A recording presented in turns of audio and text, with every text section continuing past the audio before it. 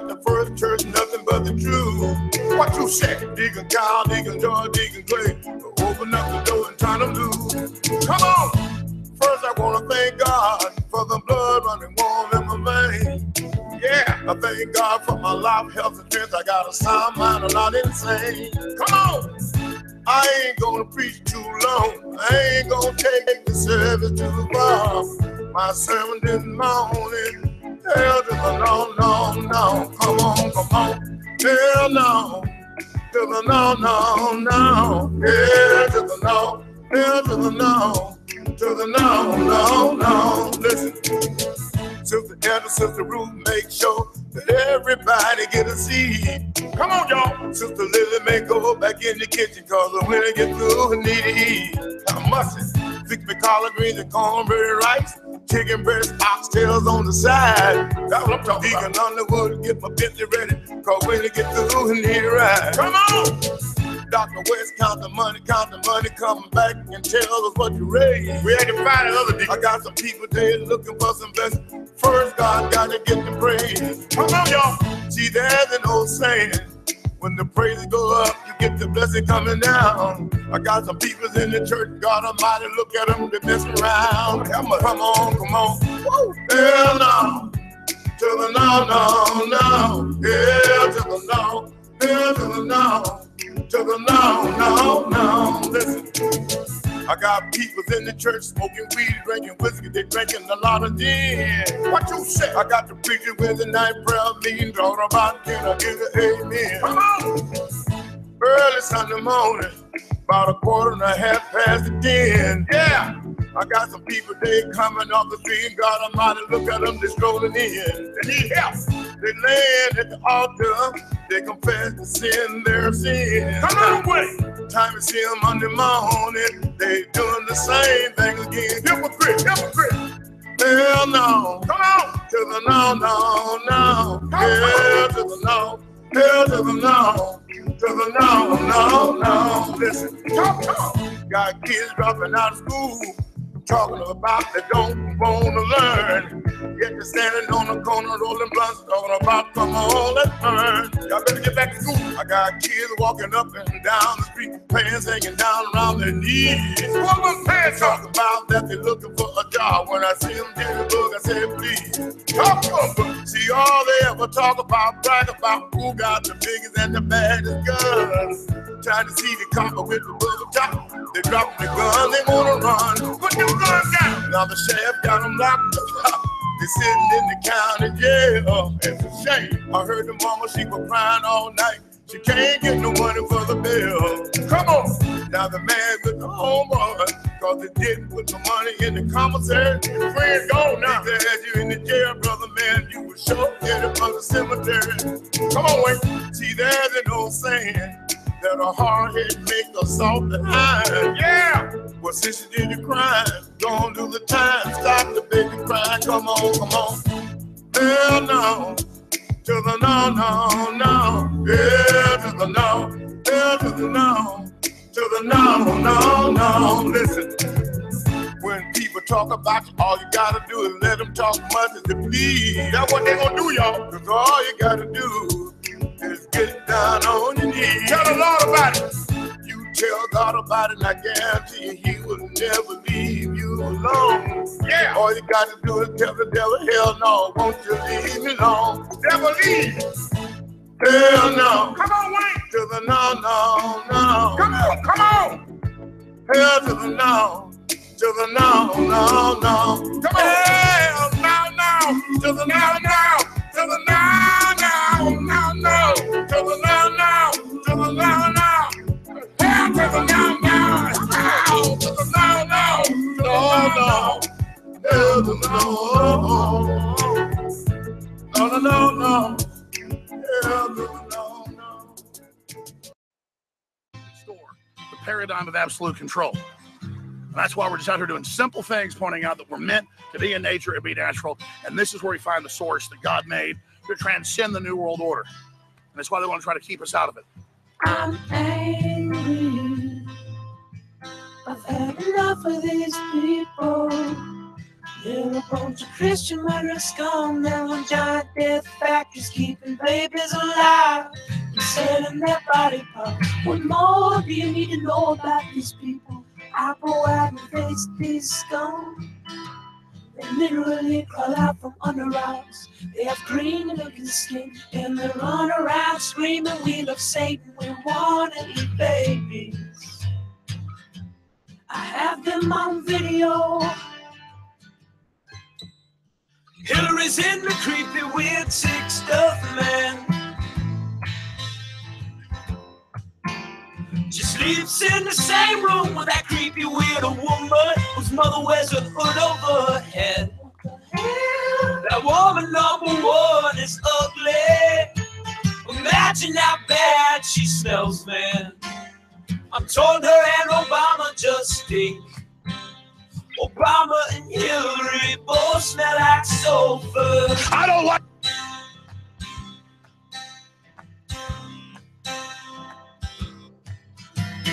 Literal vampire pot and the goblins hobbling round coming after us.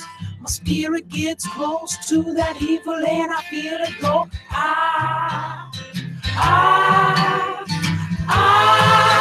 We're such self-centered crap. We don't even notice hell itself rising up against us. Millions of pointed people of the very worst type, and I'm so pissed.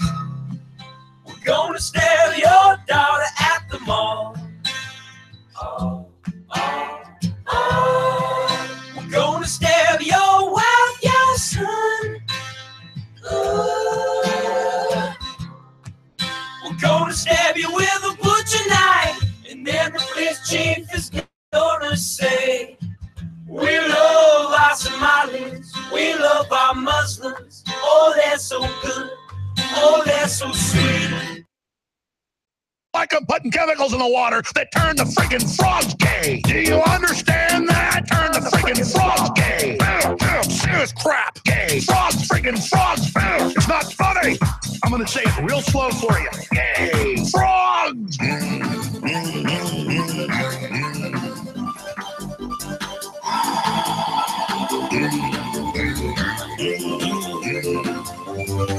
Won't you fight for your life? Gay. Frogs, freaking frogs. I don't like a frog. Gay. Freaking frogs. Frogs. Freaking frog crap. Won't you fight the frogs? It's not funny. I'm going to say it real slow for you. Frogs. Place point. People like me from previous months, okay? Total control. Bing, bing, bong, bong, bing, bing, bing, bing, bing, bong, bing, bing, bong. When Mexico sends its people, they're not sending their best. And I said, we need to build a wall. And nobody builds walls better than me, believe me. I'm gonna bomb the shit out of them. We will make America great again. Grab him by the pussy. I don't care. China's killing us. We need to build a wall. My father gave me a small loan of $1 million. Fake news, folks. God bless you and good night. I love you.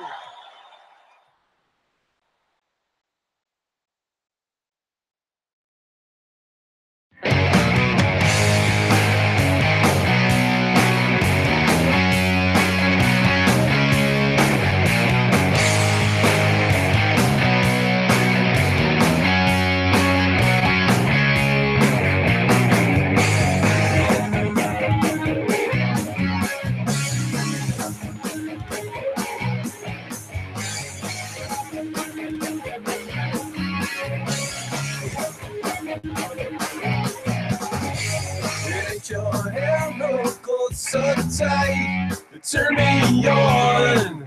It's not your love that tastes so sweet.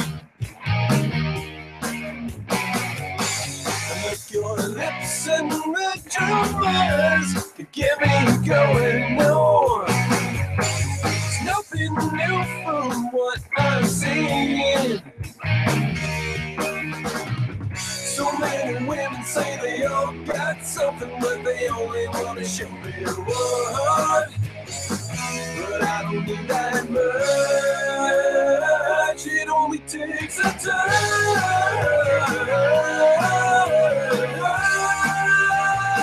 It only takes a touch.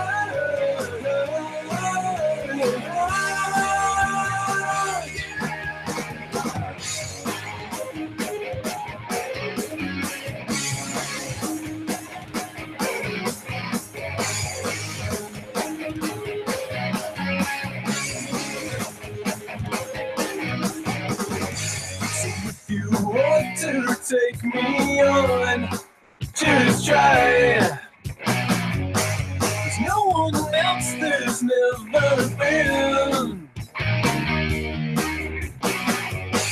And every time I see that look in your eyes, yeah, you just might get the best of me. Too many women, then they all come running, gunning at me, but you never do. Yeah, 'cause I don't need that much. It only takes a touch.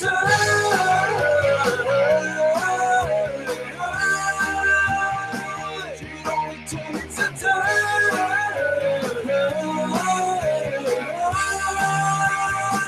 It only takes a touch from the get you. No, nobody can do like you when you burn me up. It only takes a touch.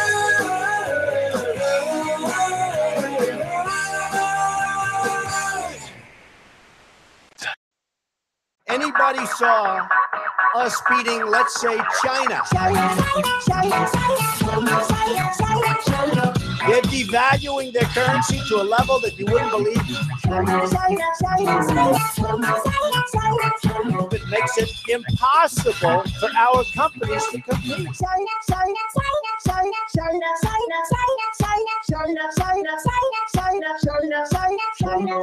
Iraq, Japan, Yemen, Iran, ISIS, Israel, Saudi Arabia, Mexico.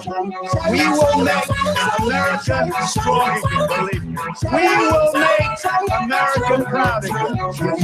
We will make America safe again. I'm gonna bomb the shit out of We them. will make America great again. I own a big chunk of the Bank of America building in 1290 Avenue of the Americas that I got from China in a war. The biggest bank in the world is that I got from China in a war.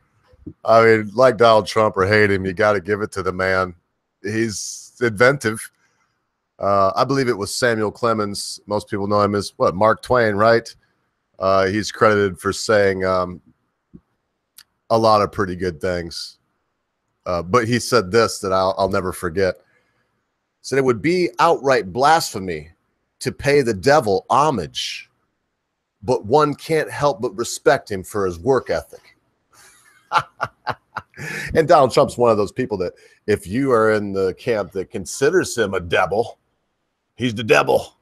Well, if he's a devil to you, then you can't help but respect him for his work ethic. I think we could all agree on that. And I think I got that set aside there. Das Gang work, the Das Gang, the thing that you sent me there, Daniel. I've got that right here. And I'm going to play that at the end of the broadcast, I believe. Once I say my little piece, I'm going to pop that up, I think, and play it as your shout out. Because that's what today is all about. I was going to play a little Queens of the Stone Age, but you know what? I don't really want this to get taken down. Some of the people I'm going to go through here very quickly will probably not give a crap if I was to mention them or not. Some of the people don't know I'm going to, in fact, none of them know I'm going to do it. The reason I'm doing this today is, hey, I enjoy these people myself. But one of the real main reasons that this is happening today is Madwoman Muses asks me one day if she actually asked everybody on Twitter, give me your information if you do live streams regular and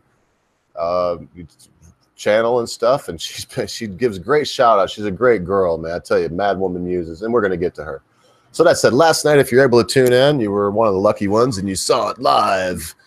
And if you weren't able to tune in, you can always go back to the Ogre's channel. That's my only I probably mentioned myself a few times. I'm not trying to plug. And watch the little live stream / interview that the Britisher and I had. And we even had Conscious Caracal jump in there at the very end. I think he comes up in here too with Matt Christensen. And man, what a guy. I mean, just top notch, top of his game. And they have Blondie in the beta, Beauty in the beta with Blondie and Matt Christensen. It's Beauty in the beta. They do this podcast every Sunday, I want to say. I don't have my notes right in front of me, but I believe it's Sunday, some reasonable time of the day too. Just check out their channel and you can find that podcast. They are second to none. And especially, look, I can't go on and on and on. As you see, I got a few tabs up here. I want to mention everybody, but I can't say enough about this young man. Well, when I start thinking about the future and wondering what's it going to be like, and sometimes my thoughts drift as all older, middle-aged or older people's thoughts do, I start thinking to myself, what's it going to be? Is it going to be hell? This young man gives me hope that it's not going to be too terribly bad. I'll tell you what else. Go check out the finer prints. And I'm leaving these up long enough that you can see the names of them.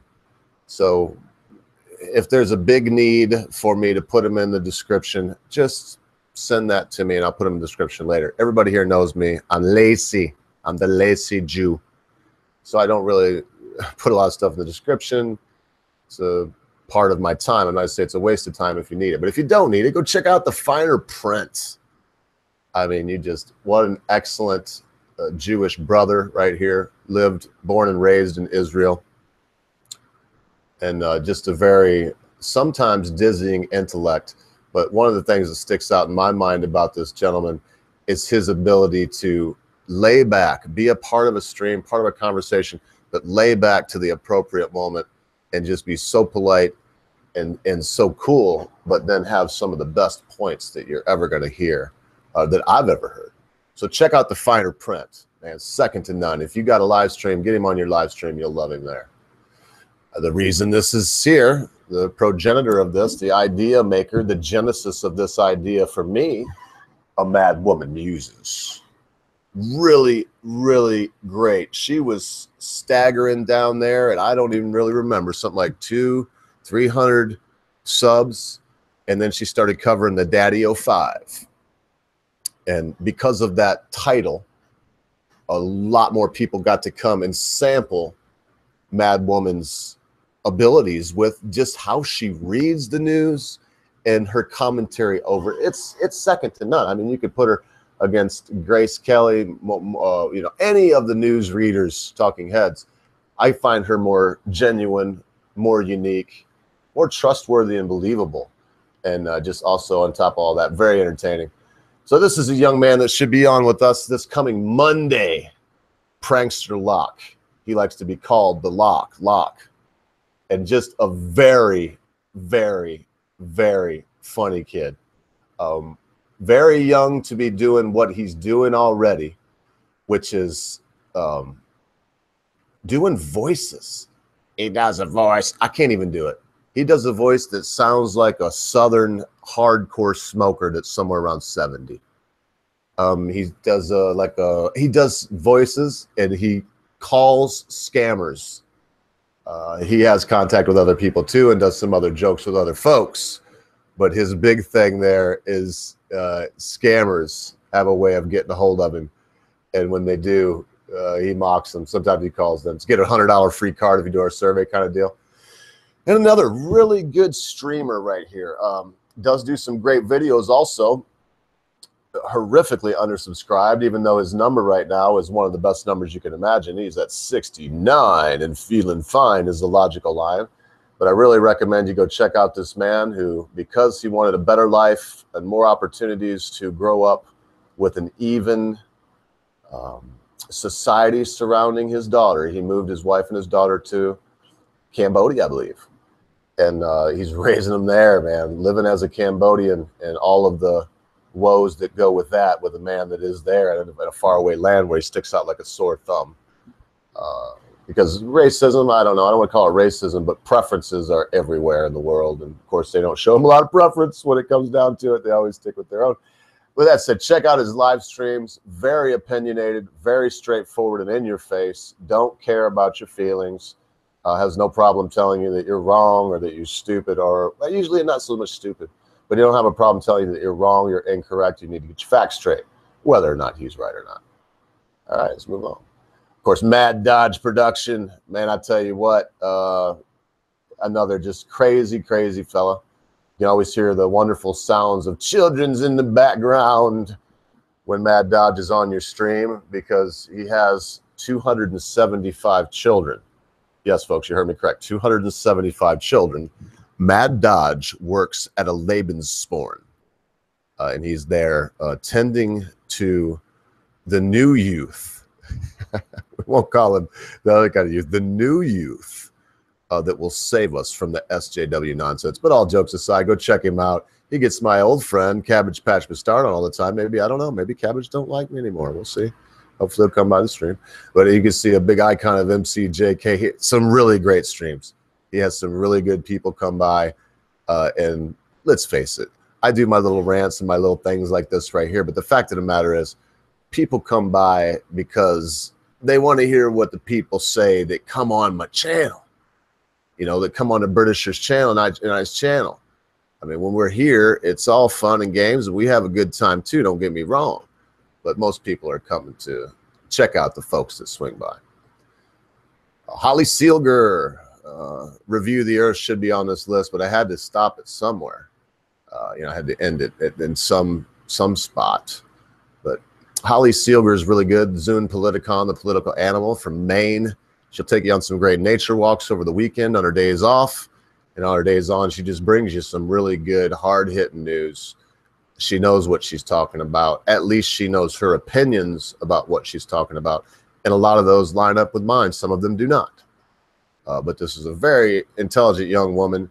I believe she's submitting some reports for the Hard News Network, a name of which I thought of my very own self. Believe it or not, I have the emails to prove it. Not that that gets me anything.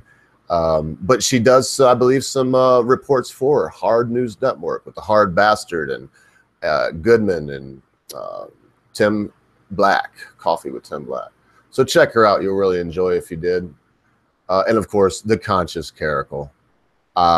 Just one of a kind. Not only is he a good friend, but he's also extremely intelligent, easy to listen to. Again, he strikes me as a person that's easy to believe. Not that I don't want to check some things that he says when I wonder if that statistic is a fact or what it may be. But he's just easy to believe. He's very sincere in his delivery, and he also has some really good live streams. Some of these are not going to be as live stream oriented as others. But some of them will be very much so live stream oriented. So there you go, folks. That's just a very quick shout out to some people that, you know, help me out for one thing, and another thing, they impact my life by giving me something to watch and something to think about. I say it, I've been accused of not standing up by this, but my record stands for itself. My record in life, my record here online that you can go back and see. I believe in having all kinds on. The Britisher and I have had alt-righters on, people that call themselves alt-right. None of them have yet been able to make a very clear apologia for what it is they believe. They've a clear reason for what they believe being sound. You see what I mean? None of the alt-righters. But we've had some like I said, all kinds of people on here. And the reason why is this reason why I watch all that different variety of folks that I just showed you. How do you get in-depth ideas? How do you get things sorted out that you want to sort out in your head? On your own, it's nearly impossible. You'd have to go to these places. You have to have somebody bring you the news, bring you the what's going on. Otherwise, you wait for the town crier. By the time he cries it, it's 3 months old. You see what I mean? But once you get the news into you, see what's going on, the easiest way to come to grips with how you're going to look at life, how you're going to look at the individual story, the individual thing that's going on, is if you have some other opinions. Not an echo chamber, but sometimes it may be the case that a lot of the opinions are similar to yours. I hope not. And I mean, it'd be best for all of us if they weren't. But a lot of times that's the case. We all agree on a lot of things. But then sometimes you get these situations and these ideas, these problems that come up, these news stories, these world events that happen, and you get many, many, many, many, many, many different ideas, all ranging from who knows, from all sides of the spectrum, depending upon the story. But people believe A should happen to Z and everything in between. That sometimes can be a bad thing also, but more than likely, it's a very good thing. Because like Conscious Carrot likes to say, sunlight's the best disinfectant. If someone has a bad idea, showing everybody that idea is the best way to say, look, it stinks. It smells like fish. Look at the Young Turks, and yeah, who am I to talk? Because there's 7 people watching right now. I got a little channel with 900 subscribers, something like that. And so who am I to like, ooh, but you know, look at these people are failing but the Young Turks, their views and their subscribers are just tanking over the last 2 years, going down. Why? I don't know. People are seeing that. The disinfectant of sunlight is hitting it. We're saying, look at what these folks are saying.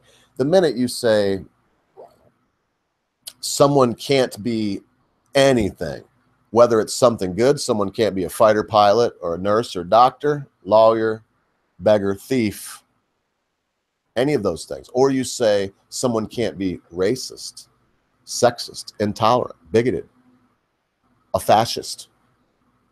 Well, it causes serious problems because the potential for almost all things are inside most human beings. And you know what I mean, folks. I mean, somebody with a reasonable IQ, reasonable physical ability, there is almost limitless possibilities, be it good or be it bad. I don't want some, and don't get me wrong now, I watch the Young Turks, but this is how I watch them. I'm seeing other people put their stuff up and, you know, let it play with commentary or whatever. That's usually how I get my dose of them. But there's other stuff that I see that is no, I mean, I watch Wrecked Feminists and 50 Shades and, you know, SJW Fails, if you type something like that in. And you just, a lot of those are just video of the insane folks in the world, such as, I don't know, Black Lives Matter, Antifa, feminists, Marxist, socialist, communists, a lot of ists. I've even seen like David Duke, crazy white nationalists like Richard Spencer. Was that Vox Day? I mean, you know, one thing I'm going to say though, their voices should not be silenced. I'm going to keep saying that today.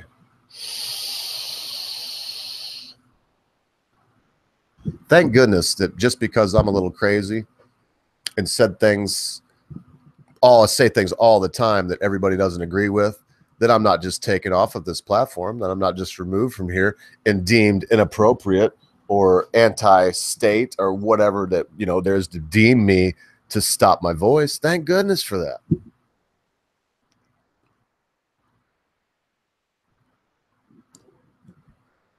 Excuse me. Of course, when it's just me, there's nothing I can do when I have to cough or sneeze or anything like that. I mean, I can push the button like this, and then that's all I can do. You can't hear me when that button's pushed. So anyway, the whole political stuff is getting me down. Staggerson Jags last night was like, man, I'm glad I didn't have to be on the thing. I'm so sick of the politics. I'm about over it.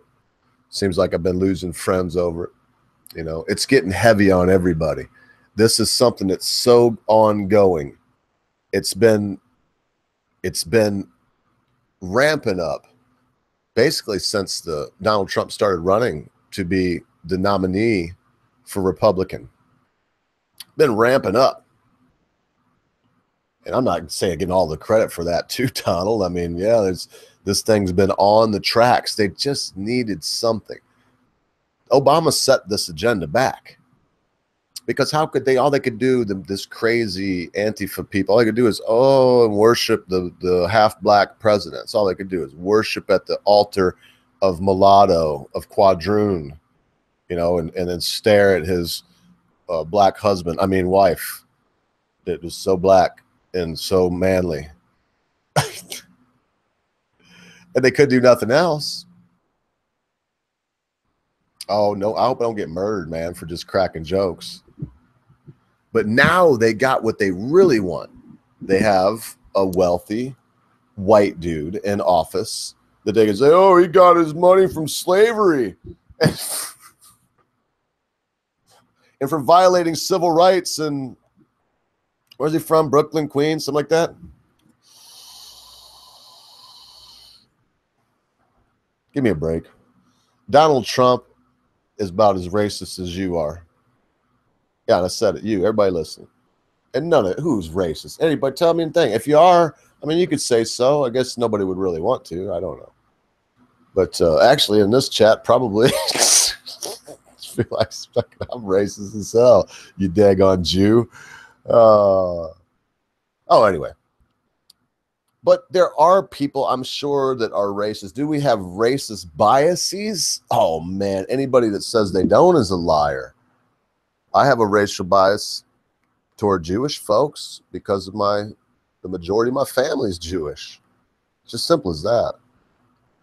I have a racial bias towards light-skinned people because I'm light-skinned. It's just as simple as that. I have a racial bias towards Americans, be they black, white, red, yellow, because they're Americans. It's as simple as that. And it goes from there. I guess if other people came from other beings, came from other planets, I would say, well, I got a, bias toward earthlings. And it's as simple as that. It's something that no one seems to want to admit, but we all share. And then, at this point in the world, oh my goodness, if you're white and you mention, oh man, look, here I go hammering on this again. It's just been bothering me lately. And this whole thing is ramping up where you see Antifa out there rioting. You see Black Lives Matter out there rioting, turning cars over, burning stuff in the street, smashing windows. And then this group of white folks that don't agree with them.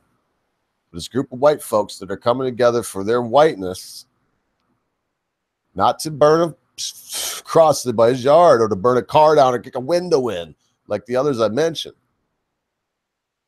but to do their little protest against taking the statue of General Lee down. Oh man, they're just so terrible. They're evil and they're horrible.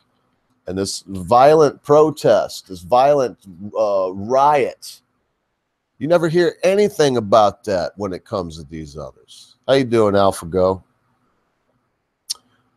Philip, Lead Hat, all y'all, how y'all doing? Good to see you. I don't know how much longer this will go on. This was just an impromptu thing. I wanted to give them shout outs and play a little music and say hi today. I was so stoked about Matt Christensen being on last night, man. I'm not even kidding. I was in hog heaven. Still am, kind of. Not to mention he got me a few subs. That was very cool that him coming by, it helped out the little channel here. My goal is to get 1,000 subs. And I noticed people resubbing to me. I really think this thing they say about Google kicking you, I don't doubt it. It seems like some of the same people. I need to ask some of these folks that I've seen resub, and did you unsub? And if in private, did you unsub? And if so, that's cool. But if you didn't, what did you woke up one day and you were no longer on my sub list? That sucks. But my goal is to get 1,000 subs. Because at that point we can do, when the Britishers on the channel, we can do super chats. And I'm not sure. I haven't talked to the Britisher about what they'll go for. Not to me though. They will go to him. I'm really wanting to get the Britisher over here for the next VidCon, man. That would be superb for me, man. It'd be so cool. Not only would I get to see him, but we get to meet some other people that are part of that madness. Oh, that'd be something else. Oh, but we'll see. We'll see how that goes. Like I said, I need 1,000 subs, and then I could actually put a super chat on, and he could decide what he wanted to do with it if anything ever came about. I have my own feelings about all that stuff.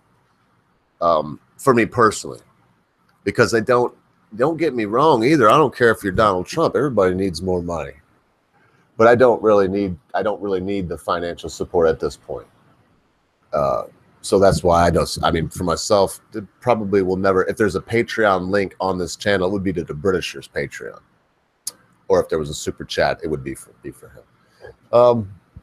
Anyway, I don't know, folks.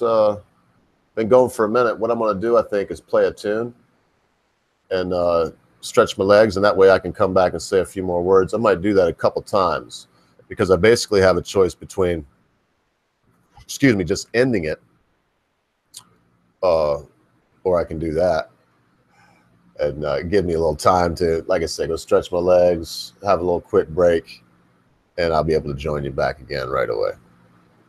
Kick back and relax. Any ideas for some topics, put them in the side chat. So good to see all y'all here, man. It's been great. This journey that I've been on, it really has. I don't know how else to say it, but great. It's been absolutely great.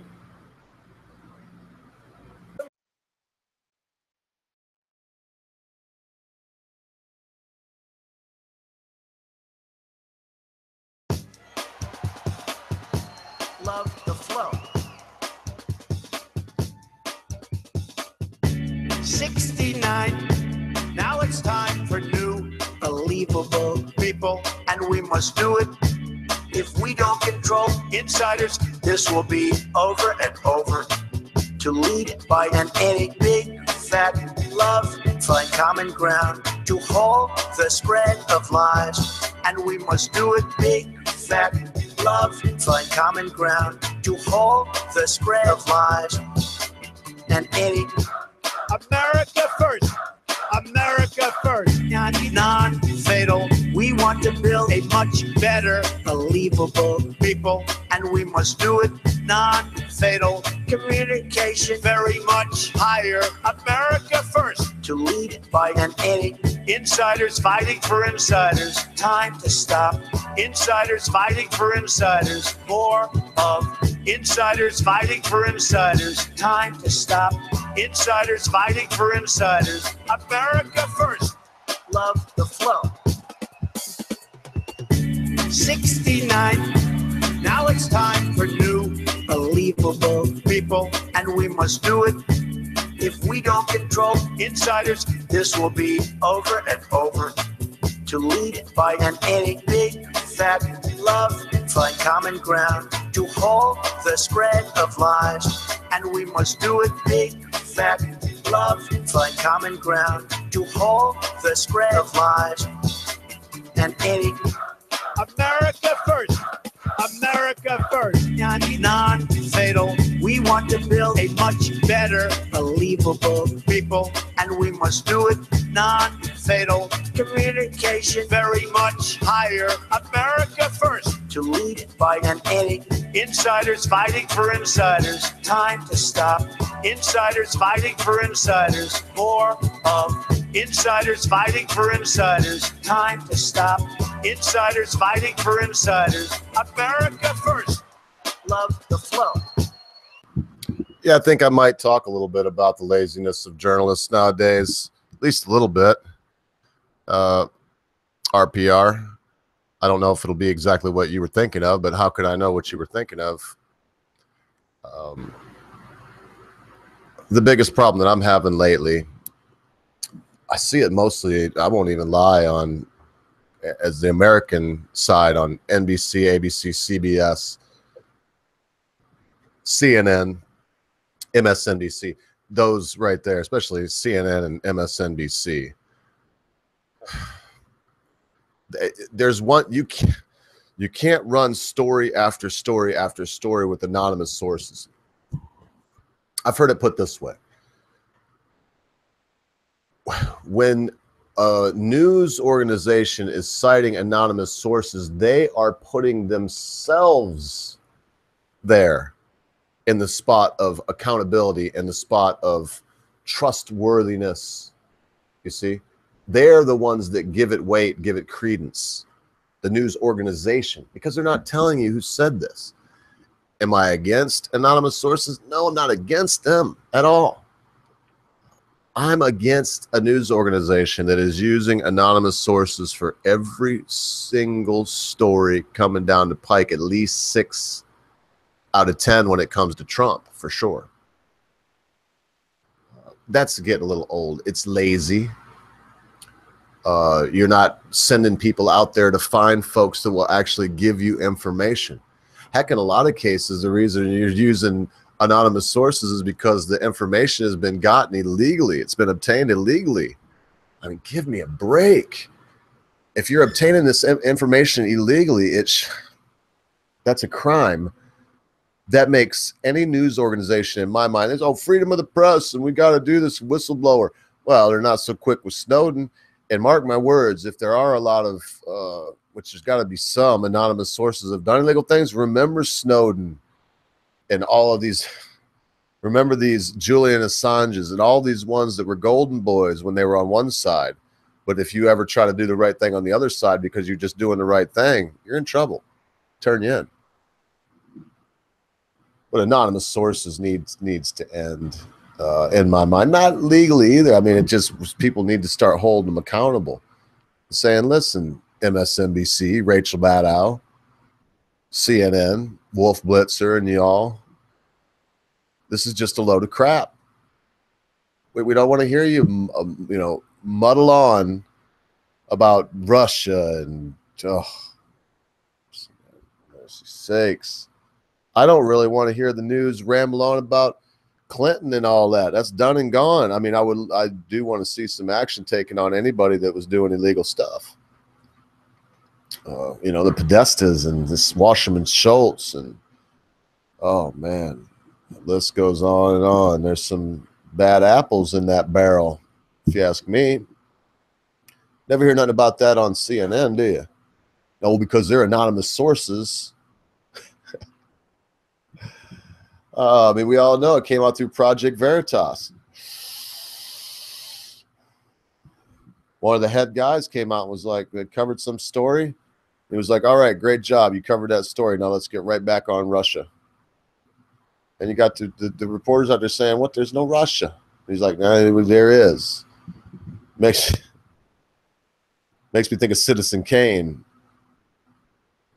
where his financial advisor tells Mr. Kane, he's like, there's no war in, or his financial advisor's there when he gets a telegram from his reporter in Cuba. And the reporter says, hey, nice weather here. There is no war, though. If you'd like, I could send you some prose poems. And he says, dictate this back to him. You provide the prose poems. I'll provide the war. And, of course, Kane was a newspaper man. They were in the newspaper office when he said this. And of course, his financial advisor flips out, and because it's the way it is. A lot of cases today, as it has been. The news is very unreliable as soon as it tells you more than who, what, why, where, when, how. They used to say that how, if you can say how. But really, how should be left out of it? Who, what, why, where, when. That's all you need to know. You can make your own assumptions, by looking into the stuff deeper, especially in our day and age now.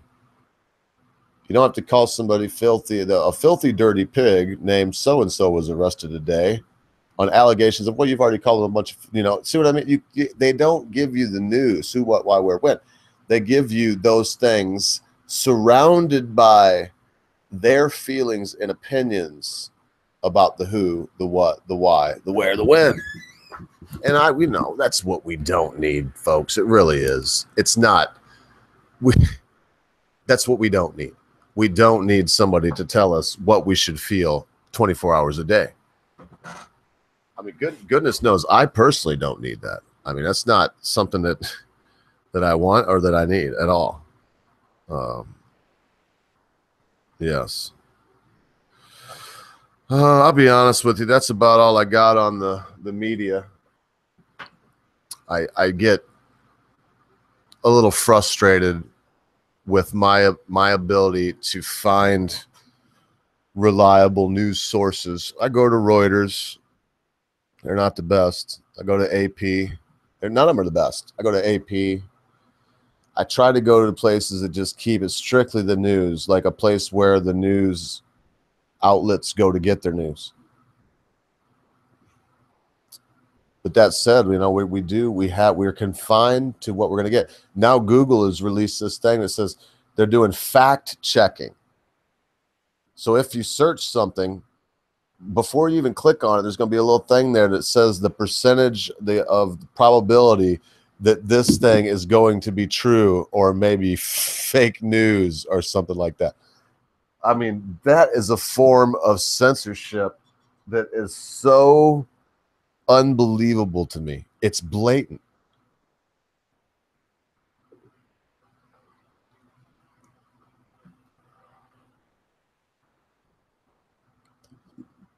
It's un-American. That's for sure. I think that the best solution for the problem with the media right now is citizen journalism. Folks like Matt Christensen, folks like Fleckus Talks. Y'all ever heard of Fleckus Talks? He was on Fox News the other day. No kidding, with Tucker Carlson. I couldn't believe it. He had Fleckus on there. But I get a lot of my news from places like that. InfoWars, I don't know. They're getting too big for their britches. They seem to me just like another cog in the machine. The other Fox News, if you will. You know? I don't want to get my news from a source that is biased in any direction. They'll get in the way of the who, what, why, where, when. They start telling you how left and right. Tell you what. Well, folks, what do you think, man? I'm probably going to chill for another few minutes. I've got something on my mind. Give you all a chance to bring something else up. That was I mentioned Sargon. Sargon will be around. He should be here sometime soon. We're trying to get this another channel. The Britisher just got another channel since and that's the Britishers thing on that with Sargon. He's one of his contacts. But he'll be on. He was a good guest. Tell you what, guy can talk and BS, man. 5.5 hours blew my mind. I'll be ready this next time. Knowing my luck, it'll just be the normal thing. But I'll be ready, coffeeed up, and ready to go the distance. Just in case, maybe a nice nap beforehand. Because, man, I'm complaining, but their time, they're 5 hours ahead of us. So I think we quit. If I remember right, it was 3 o'clock in the morning here. Well, no, let me see. 6, 7, 8, 9, 10. Oh, I'm sorry. It wasn't that late. It was 11:30, 12 o'clock here. But that means it was about 5 in the morning, the Britishers' time, because Sargon dipped out, too. That's probably why I'm remembering that. And Count Dankula stayed, and we all stayed and gloated for I don't even remember how long. That was quite a night. It really was. Good night. Excellent night. But there you go. I mentioned Sargon. I would like to see him reinstated to Twitter. I mean, no one knows what got him removed at all. No one knows, apparently. I don't know if somebody complained or if it was a strike from, preemptive strike from Twitter itself. Who knows? Who knows about these things? Not I. Not the Laughing Ogre. I would like to know more about it. I hear a lot of opinions. I mean, I watched that Razor Fist video on it's not an algorithm, it's a blacklist. I mean, apparently there's a blacklist. Sure looks that way. Now, Matt Christensen said last night he's not on it. He didn't say at any point that he didn't think there was one. Yeah, he just said that he can see through the way that they do him, that they do strike his videos and demonetize them for some strange things, but that he has videos up that, you know, are just him talking, that they don't pull it down. You know, they don't demonetize it. Let him know they've been there. But the blacklist, man, that's... Yeah, I uploaded some stuff on VidMe today. I don't know what would happen with the live stream. Go to Periscope? I've been looking into Periscope. Periscope goes live on Twitter, I think. What is it that goes on to Twitter live? And then, of course, you have Twitch. I couldn't mess with Discord anymore because they came out and jumped on the frick. I can't believe Discord, man. The wild, wild west. And now all of a sudden Discord is going to jump on that frickin' bandwagon.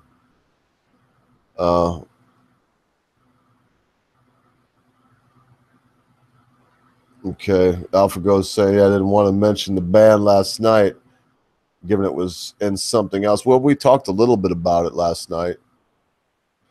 Oh, but the ban on Sargon, I guess, is what you're talking about, where they banned him on Twitter. Again, what do? I sent my little tweets off to the people at Twitter, told them it was a bitch. It ruined my communication with the guy that I did business with him. All of it's true. I mean, not financially, financial kind of business, but this is my business, this little thing. Oh, is there an Ogre Discord? No, I haven't started a Discord. I probably should.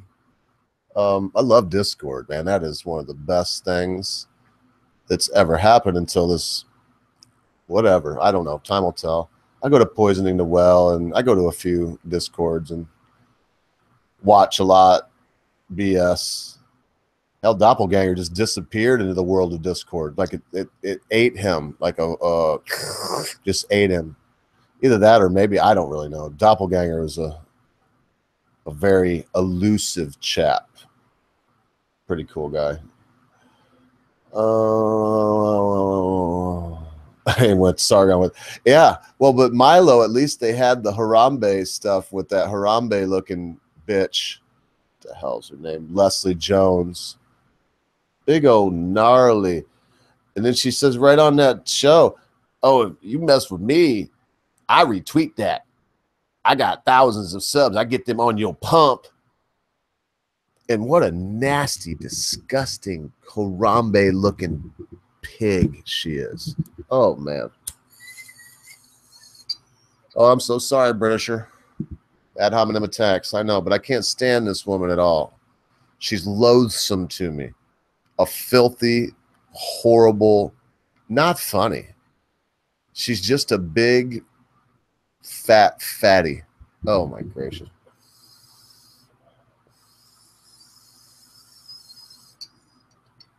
And not the good kind of fatty, if you know what I mean. Fatty, that's what we used to call like a big doobie when I was a kid. Well, kid, like 25, Somebody have a big, big doobie and we'd be like, wow, it's a fatty. Some people would call them hog legs. Like, wow, it's a hog leg. I don't like smoking a hog leg. Yeah. Milo seems to be doing okay now. But that whole, I was old enough and didn't mind the molestation or whatever thing, that hurt him. That set him back. He always keeps a brave face on it. Does Milo Yiannopoulos, but that hurt him a lot. It cost him money. He lost that book deal. I think he's suing him though, man.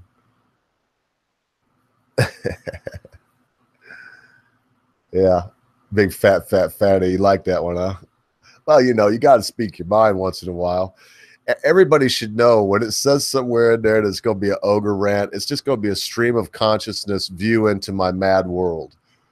Sometimes I get a little bit out of shape, get a little loud. Sometimes I just kick back, get stoned, and talk trash. But the fact of the matter is, I think let me look at let me see, I got it right here. Let's see. My contract out here. Looking, I know, I was just reading it last night. Oh, yeah. Oh, yeah, here it is. Yeah, it's page 975, paragraph 4, line B.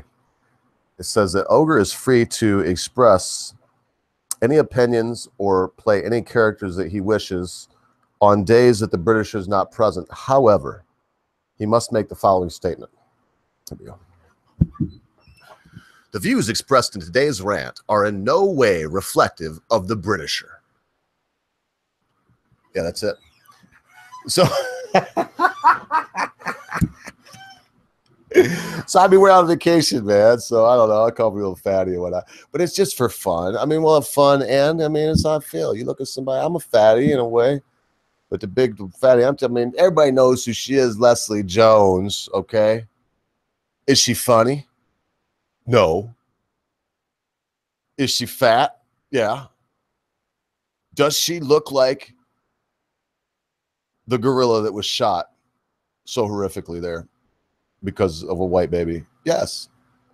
It's Harambe, for sure. And I have no control over that. But Milo mentioned some things. He didn't say Harambe, I don't think, but he mentioned some things about she's not funny. They ruined Ghostbusters. I mean, he's not the only one that thinks that. Y'all know that, right? I think that I've not seen it, and I think they ruined it. I think they ruined it because I have not seen it. When I was young, very young, when I was about, I think it came out in 84, when I was about 10 years old, that was one of the movies that you would say at school, yeah, I've seen that movie 65 times. I think that was around where I was at 70, 80 times. I watched the Ghostbusters. Still remember large chunks of it. Don't cross the streams. I mean, I still remember large chunks of it. They ruined that. They ruined it because I can't go see a sequel. Now, that said, they ruined it when they did the Vigo thing in the picture. I didn't really care much for that. In fact, the first Ghostbusters, that's the only one. Sometimes when you make a classic like that, instead of thinking about how much money you can make or whatever, I wish that some of these people would think about, well, because there was no Wizard of Oz 2, you know, Dorothy goes over the rainbow again or whatever. I wish they would just think about that. Think, well, let's let the first one stand on its own. You know, it's not worth the money. Well, Bill Murray was one of the people that said Harambe and her ilk messed up the remake. I mean, it's not just myself that says that. Yeah. In fact, somebody says, I want to say your name. You can see it in the chat, but because the chat only lasts while here. This will go up and it'll be up forever. So I'm not going to say who, but somebody says that Leslie Jones is a big black man.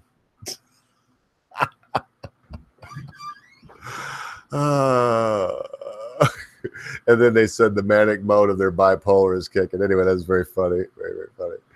They're unofficial sequels. It was, well, of course, like The Wiz. Is that what you mean, Daniel? Yes, there's unofficial sequels or remakes. I would almost call them reboots, though. I don't know.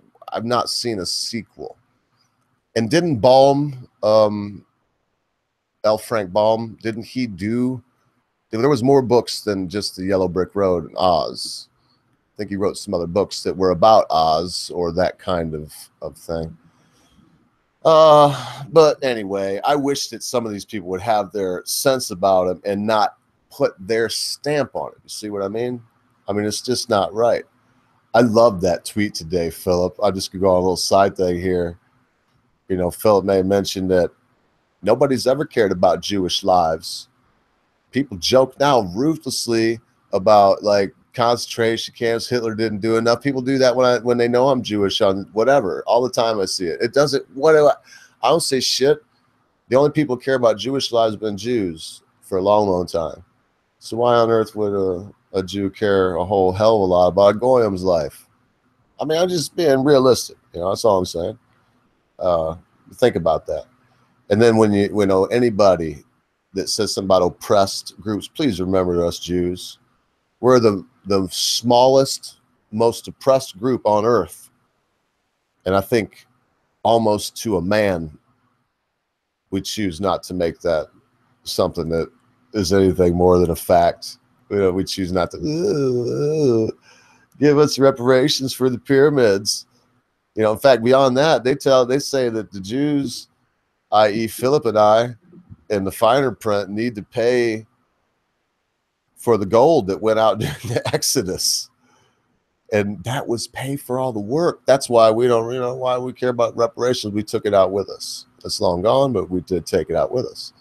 So anyway, let's just call it even, is what I think I'm saying. On behalf of the Jewish nation, I think I can say that with full authority and confidence. We let it go. Just let it go, man. Forget about it. No big deal. Oh, Lord have mercy. I might play one more tune and then come back and do one more little rant. I'll tell you what I'll do. If I could just get some of y'all to give me a topic that you want to hear. I already had RPR, did it already, RPR. So you can give me another one, but I will only take it if it's the only one. That he was the idea to talk about the lazy media. So give me an idea about what you want to hear rambled about that we can bullshit about, or what's been said in the chat if I've missed it. And I'm going to play this tune for y'all while I stretch my legs. If I don't see nothing when I come back in a couple minutes, well, hell, I'll think of something. Hey, I'd like to thank each and every one of you for coming by today and all the days that you come by. It means the world to me. It means the world to the Britisher. I'm sure I can thank you on his behalf also.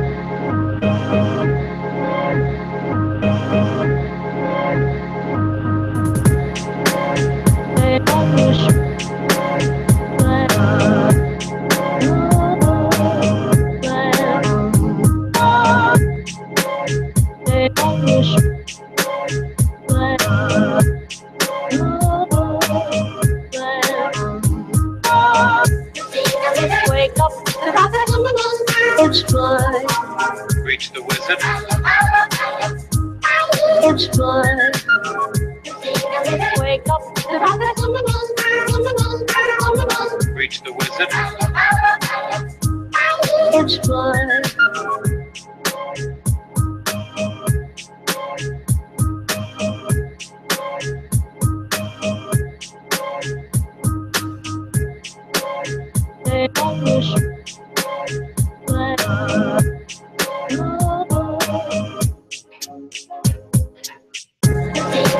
Wake up. It's fun. Reach the wizard. It's fun. Wake up. Reach the wizard. It's fun.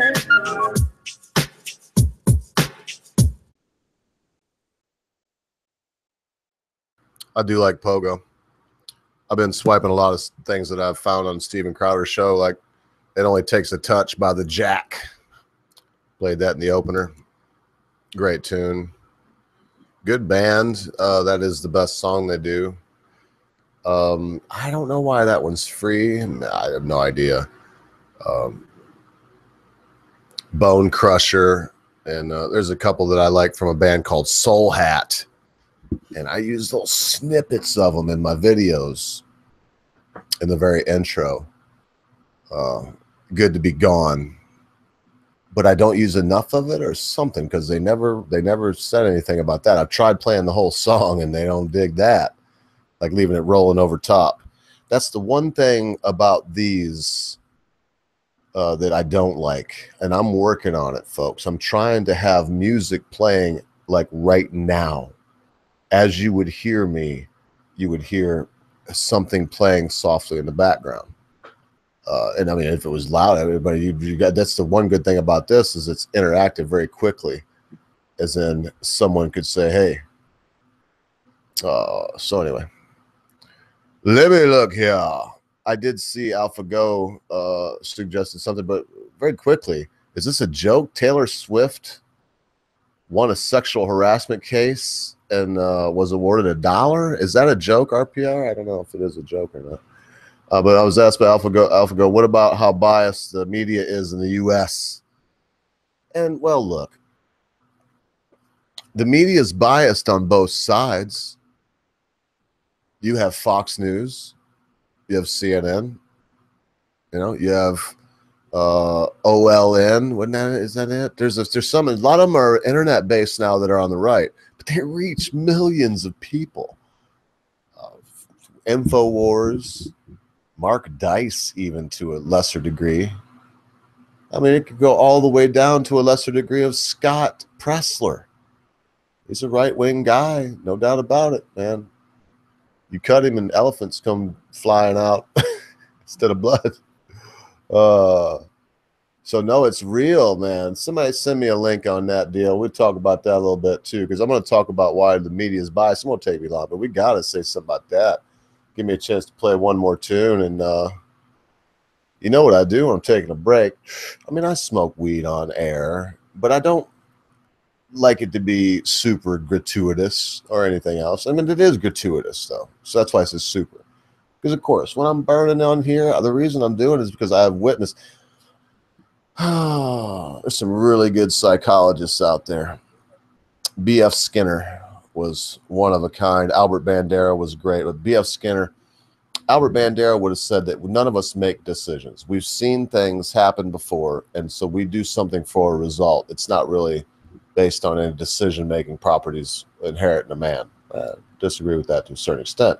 But I have witnessed other people on YouTube that have really great content, and it wasn't even a show like this. I mean, it's like most of these, I'm talking about weed shows.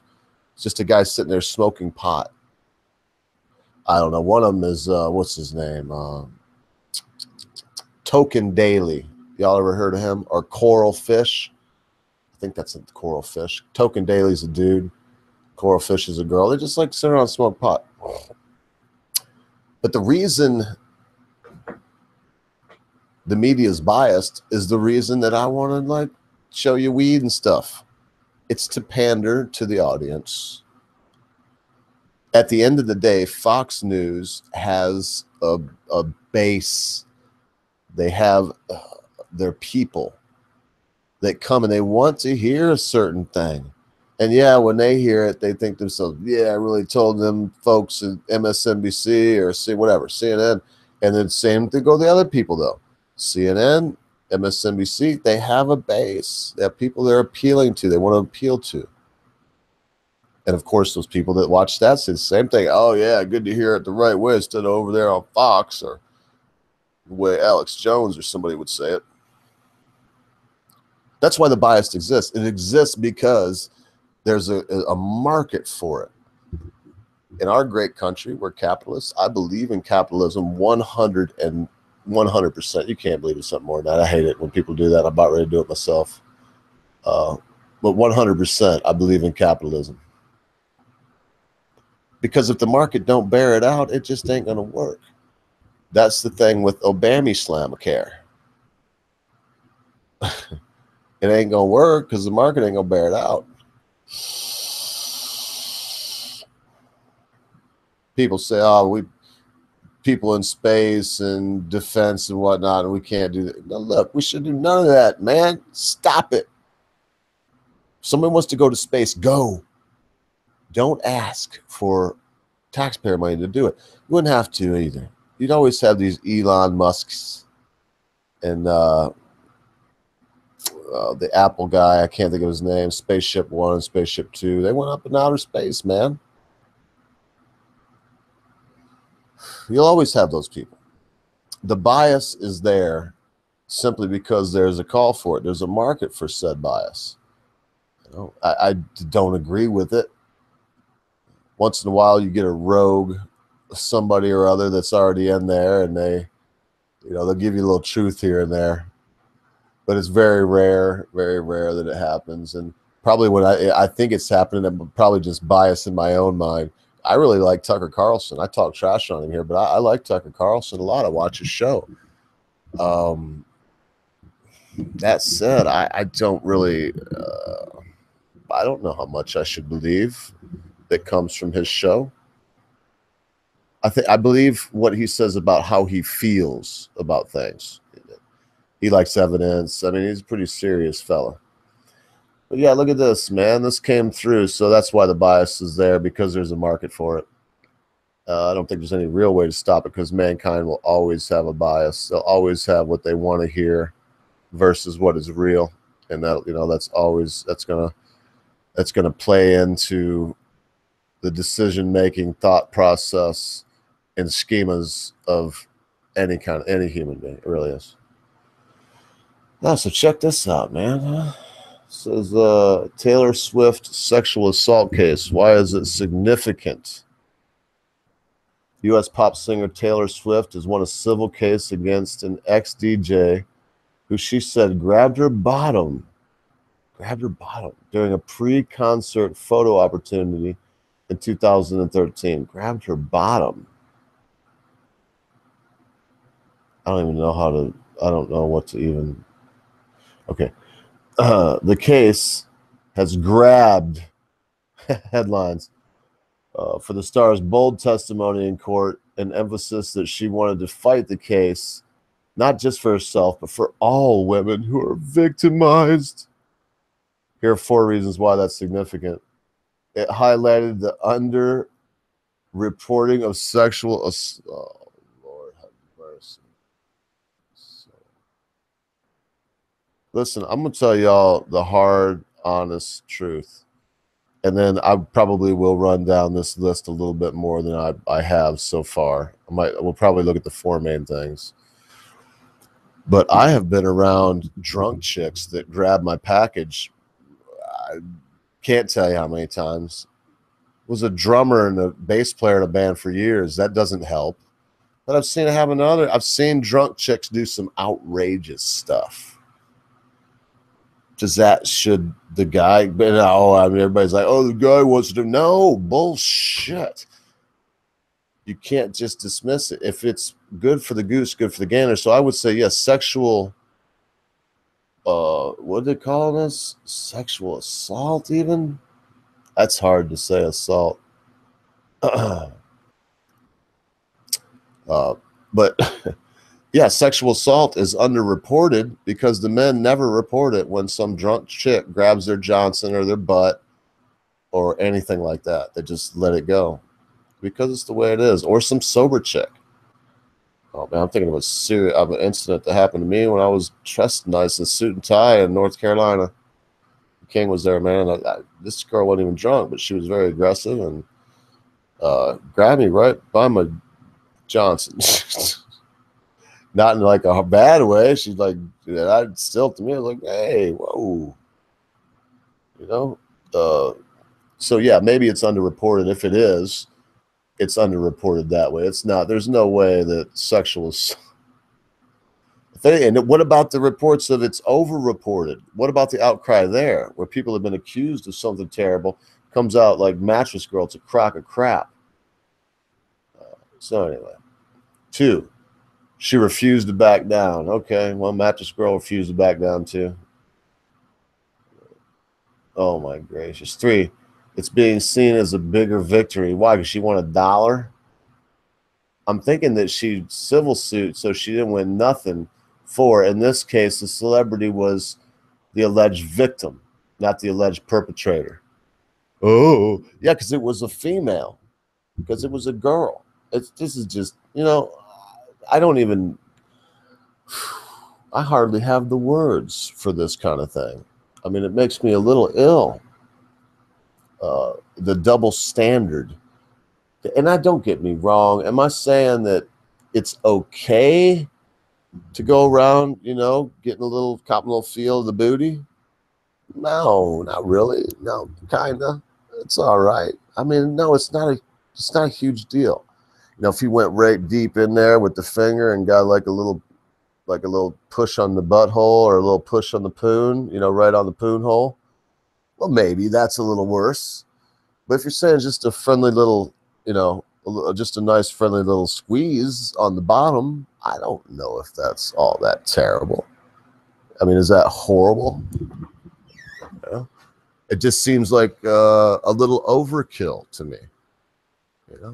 I don't. And then like Mad Dodge says, and over $1, if it's only $1, I guess. But here's the problem, Mad Dodge. This is a civil matter. If the criminal matter, they call it sexual assault. So that means you'd have to register as a sex offender. The whole kit and caboodle, man. The whole Vin Diesel. The entire Dusseldorf. The whole jalopy.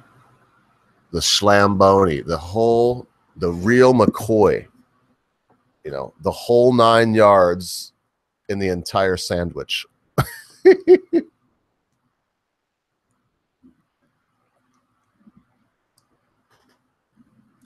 I tell you what. I don't know. After that, I might have one more tune and then the final rant to close it down. It's going to be hard to transfer off of this to my last words. Probably look back up here. My glorious cack has been great. Yeah, right there. Lead Hat says his glorious dangle donger has been grabbed more than 40 times. I don't doubt that either. I don't know if the person's joking. But when you think about if this person's a partier, and which I was, and you're around chicks, there are many times where you're going to get fondled on your chest, fondled down there by the opposite sex that just assumes they can do that.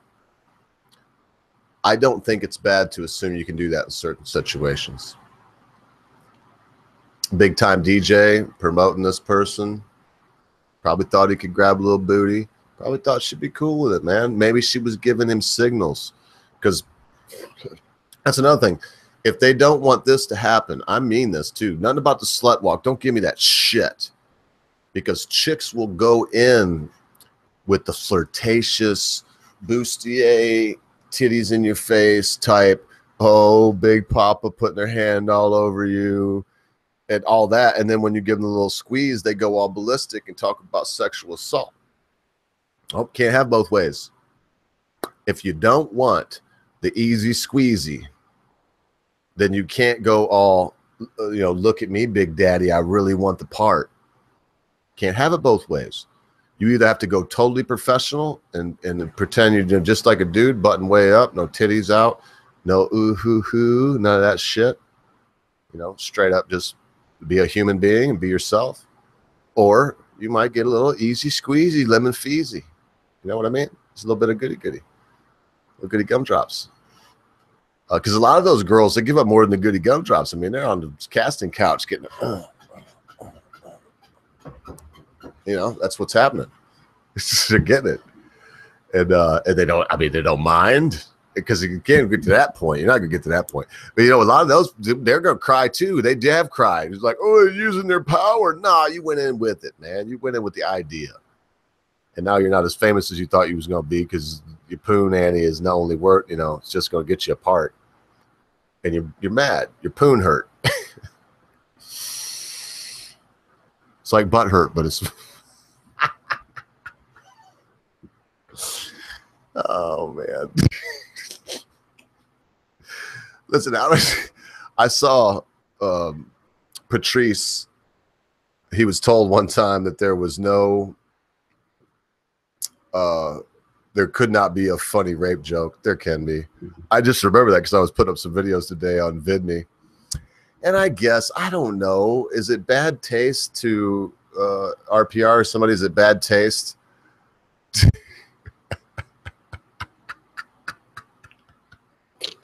I'm sorry. What? I'm sorry. Yeah. Well, it's not my desk. My desk is way up here. I was just getting the air. I was just getting it. I got a big chair right here. I was just doing the dog hump. Sorry about that. Sorry. Tune back in for some more enlightening programming at another date. Oh, anyway. Oh, you saw that vid? Well, anyway. Oh, here we go. I'll probably play one more tune. I think I got one up here that's not illegal. And come back and say a couple more words. Yeah, this is a good one right here, man. This is one y'all will like, and we'll still be friends. I tell you what, Taylor Swift, my final word on that is Taylor Swift sucks. She's an asshole. I'm not saying she had sexual assault coming. That would be ridiculous. But she probably gave all the signs and symptoms that she wanted to let dude man get a little booty squeeze, a little easy squeezy. And so he got a little easy squeezy. And on the Taylor, he got a little swift, easy squeeze on the Swifty. And she got, vaggie hurt. She got poon hurt. She should get over it. She got $1. Move on, bitch. That's what you're worth, is $1. No holler.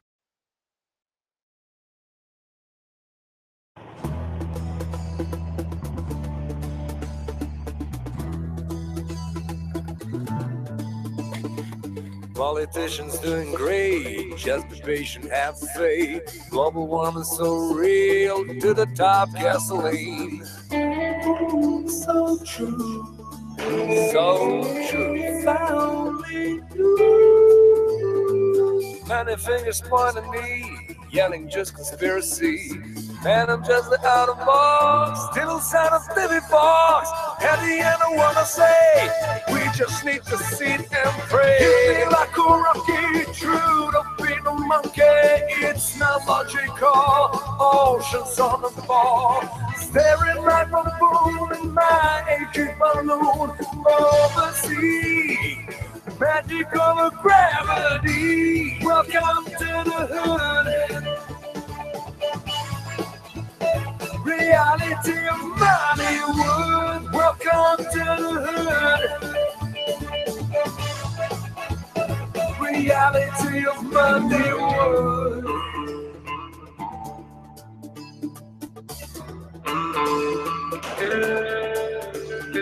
The biggest crime is in a bank. Call it just a money prank. But these men working still free. Folks, I call it misery.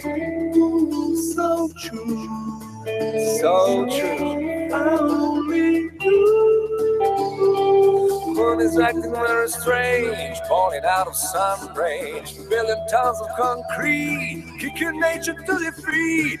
At the end I wanna say, we just need to sit and pray. Hit me like a rocky, true to being a monkey. It's not logical, oceans on the ball. Staring like a fool in my aging balloon flying over sea. Magic over gravity. Welcome to the hood.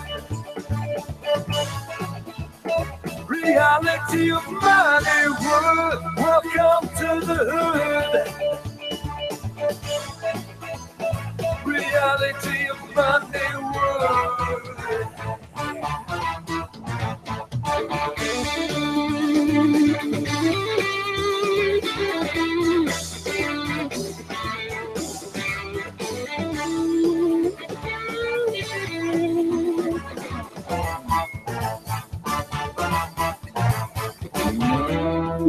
So true, yeah.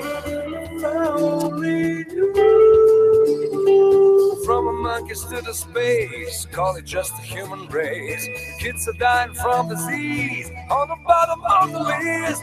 At the end I wanna say, we just need to sit and pray. Hit me like a rocky, true to being a monkey. It's not logical, oceans on the ball.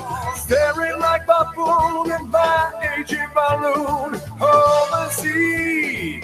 Magic over gravity. Welcome to the hood. Reality of Hollywood. Welcome to the hood. Reality of Hollywood.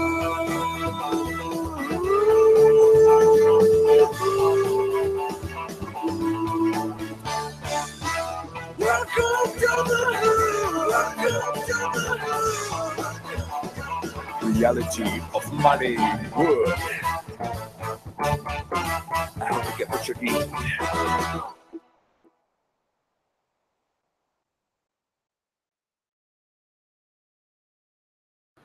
Oh, how I would love to have a producer to click all those buttons.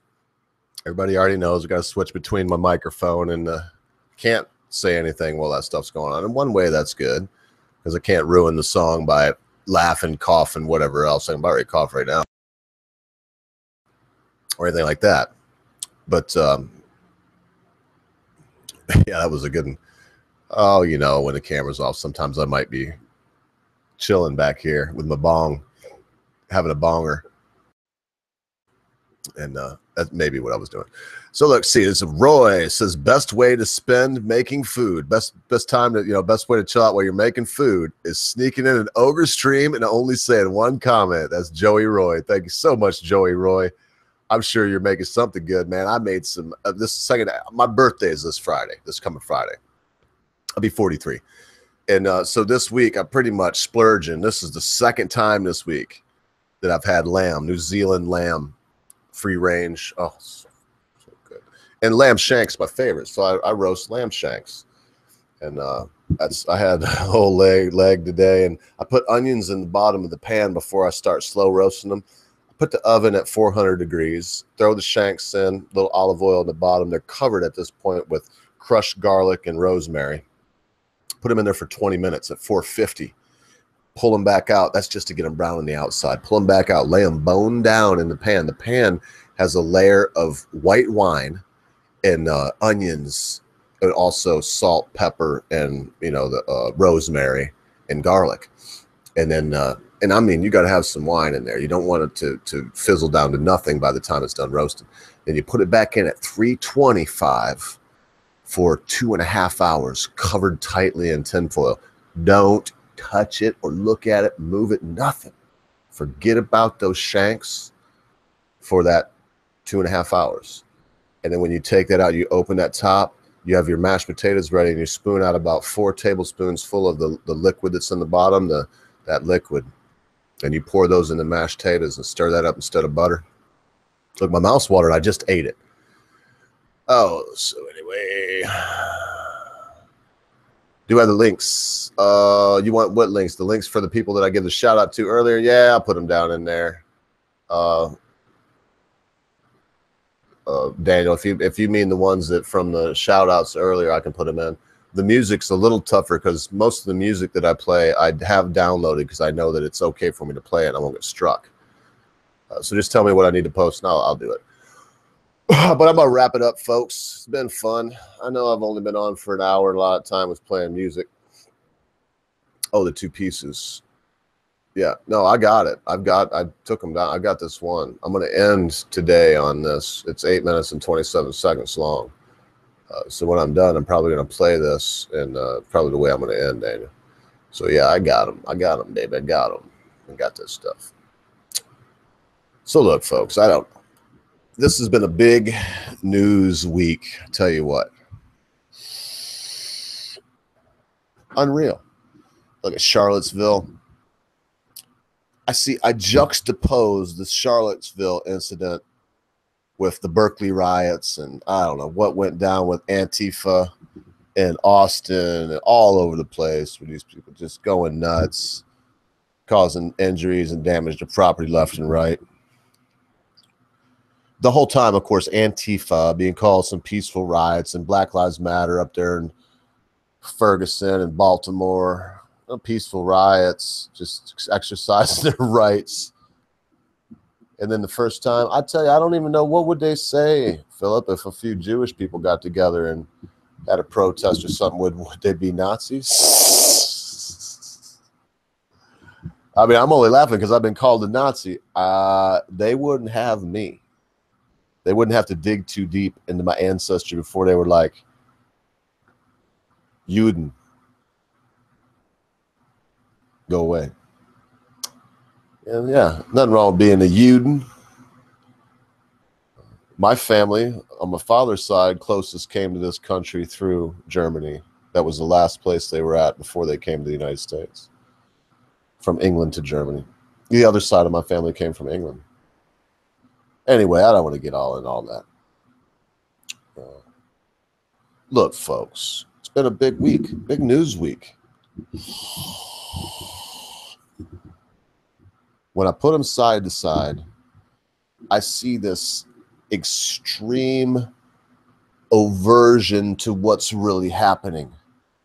You know, you can't have it both ways. Mainstream media, you crazy leftists, you can't have it both ways. You either say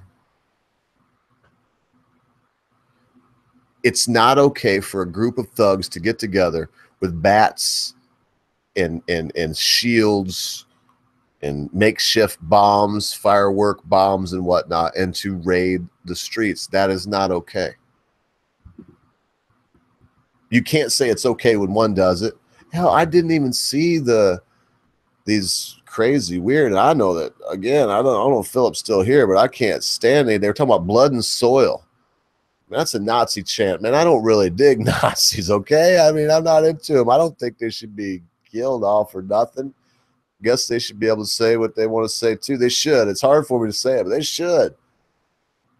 The only way that we can stand up for freedom of speech is when we do it because it's difficult for us to stand up for it. Like, this is difficult for me to say that not nationalists, but white nationalists, white supremacists, Nazis, skinheads, white nation, Aryan nation. It's hard for me to say it, but yes, let them say what they want to say. Like Carrickle would say, it brings it to the light of day, and that's the best disinfection. Good to see you, Church of Keck. It is the best disinfectant. Hell, I guess we got a few people out there. Before I click out, because it has only been an hour and I got nothing better to do this day, I'm waiting. I got my making some bread and butter pickles, but first you get all the ingredients, the onion, salt, all the stuff in a big container. In my case, it's a big roasting pot, Dutch oven almost. It's a big roasting pot. And you put all your cucumbers, your onion, all that stuff in that, and you put it in the fridge with ice in it for about 12 hours, and it get cold. And so that I'm at that point now. I've got all that prep done, and it's waiting to just chill up all night. It should be about, if I'm lucky, 7 quarts of bread and butter pickles out of this batch. If I'm not lucky, 6, but there'll be a few. Ooh, Joey Roy broke his rule. Come back, made another comment. That was funny as shit what you said, though, Joey. I'm watching over there. I'm watching. Oh, so that said, here you go, folks. I don't know if somebody wants to say something about the topics, especially if somebody has something to say, especially before y'all jump in. If you see the link, just give me 1 second and tell you something. I would really like to hear what people think about this Taylor Swift thing. Really would. But other than that, I guess you could say whatever you want. So if you see the link there and want to come in, swing on in. I'm going to chill for another minute or two. And, I'm going to babble now. Just waiting to see if anybody shows up. Because I in my heart, I know what I feel about this. A little easy squeezy. I've said it. I mean, I don't want to go to say it again for another 15 minutes like I already did. A little easy squeezy on the Swift, a little Swifty squeeze. I mean, look at this girl. She's kind of cute. And does that just give anybody the reason to grab a hold? It depends upon how she was acting that day. Was she acting a fool? What the old way of saying it, I'll stick with. Was she asking for it? Was she asking for the old reach and grab? Was she giving the flirtatious eyes and the old smack of lips and a hand on the chest and old big papa and whatnot? Because if that's the case, I mean, come on, what are you going to do? You're going to punish the guy for reacting to somebody? And I don't know. I wasn't there. I don't know. I couldn't listen to the testimony now and make sense of it either. Because obviously Taylor Swift is jumping on this bandwagon. They were mentioning all this nonsense. I mean, what percentage of girls are getting raped in college? And 9 out of 10 of them know they're raped. Look, man, you can't have Lena Dunham rape. That's not rape. When Lena Dunham was talking about, oh, yeah, I met this guy at the bar, really liked him, wanted to fuck him, took him home. I'm banging him. I'm banging the guy. We're balling like maniacs, man. Like daggone 1970s porn, we're balling. And then I look up at him once we been balling for a good 45 minutes, sweaty and stank. I looked up at his face and I realized he was a Republican. And I realized he was raping me. I'd orgasmed 4 times, said Lena Dunham. 4 times. I squirted gushing orgasms. Great golden copulations I did shoot forth, says Lena Dunham. But I realized after I couldn't hit the 5th within an hour that this guy was a Republican right-wing monster that was raping me.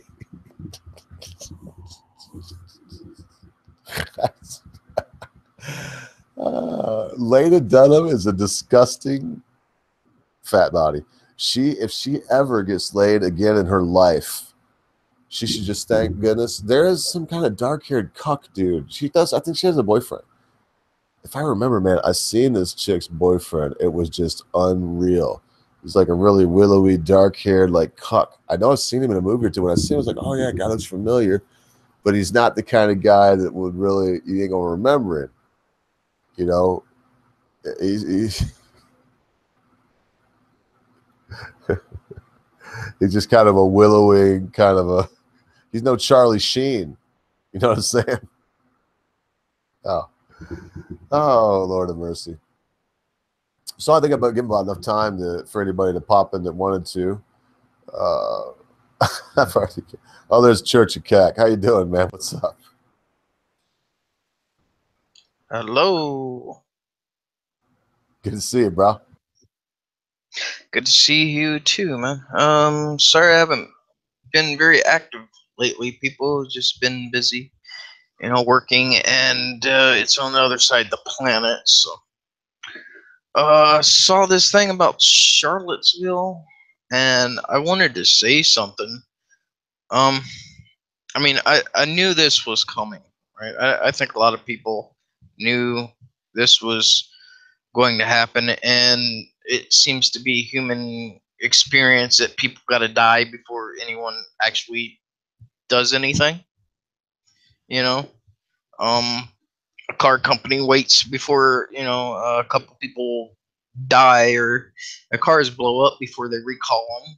You know,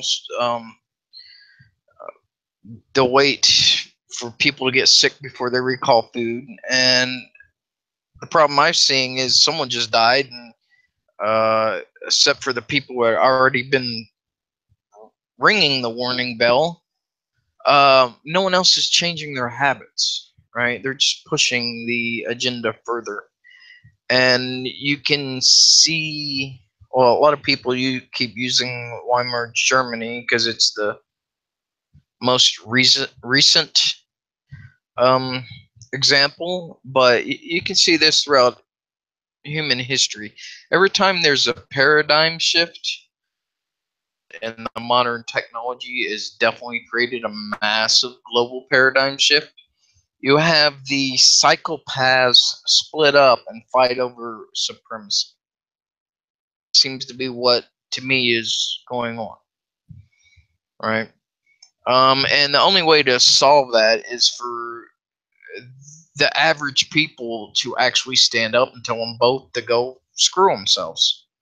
Say we're not going to be Hitlers and we're not going to be communists. All these ideas are crap.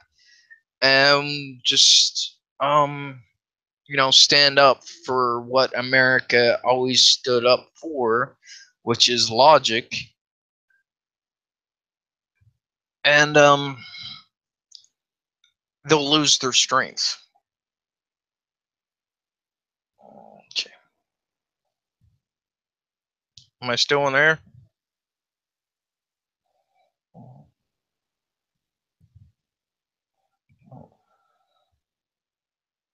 I'm here. I was just in the other room. I was listening to you. I thought All you'd right. have more than a minute. Something. I was just using you like I would use, like I would use a song or something. Take a little stretch of the legs. It's it's all good. At least 4 days a week. I sit behind the microphone and look into a camera and end up talking for a couple hours. So I've learned that I just got to get up and stretch my legs, man. Flap my arms around. Yep. So how is I know it? the feeling. I'm disabled. So hot, rainy. A lot of bugs coming out. There's a hurricane that just came through. Not a bad one, but it'll rain for like a week solid every day. And it comes in like waves. Because if you ever see it on the global map, there's tails, right? And them tails will be hundreds of miles long, and that's rain clouds.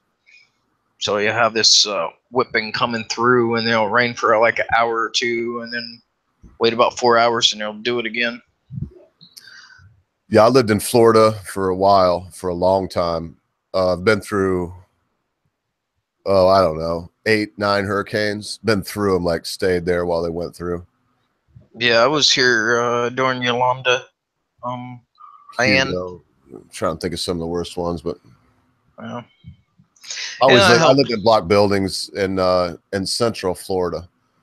So, you got a buffer of like 40 miles of land, which is a lot. I mean, that'll knock a lot out of a hurricane.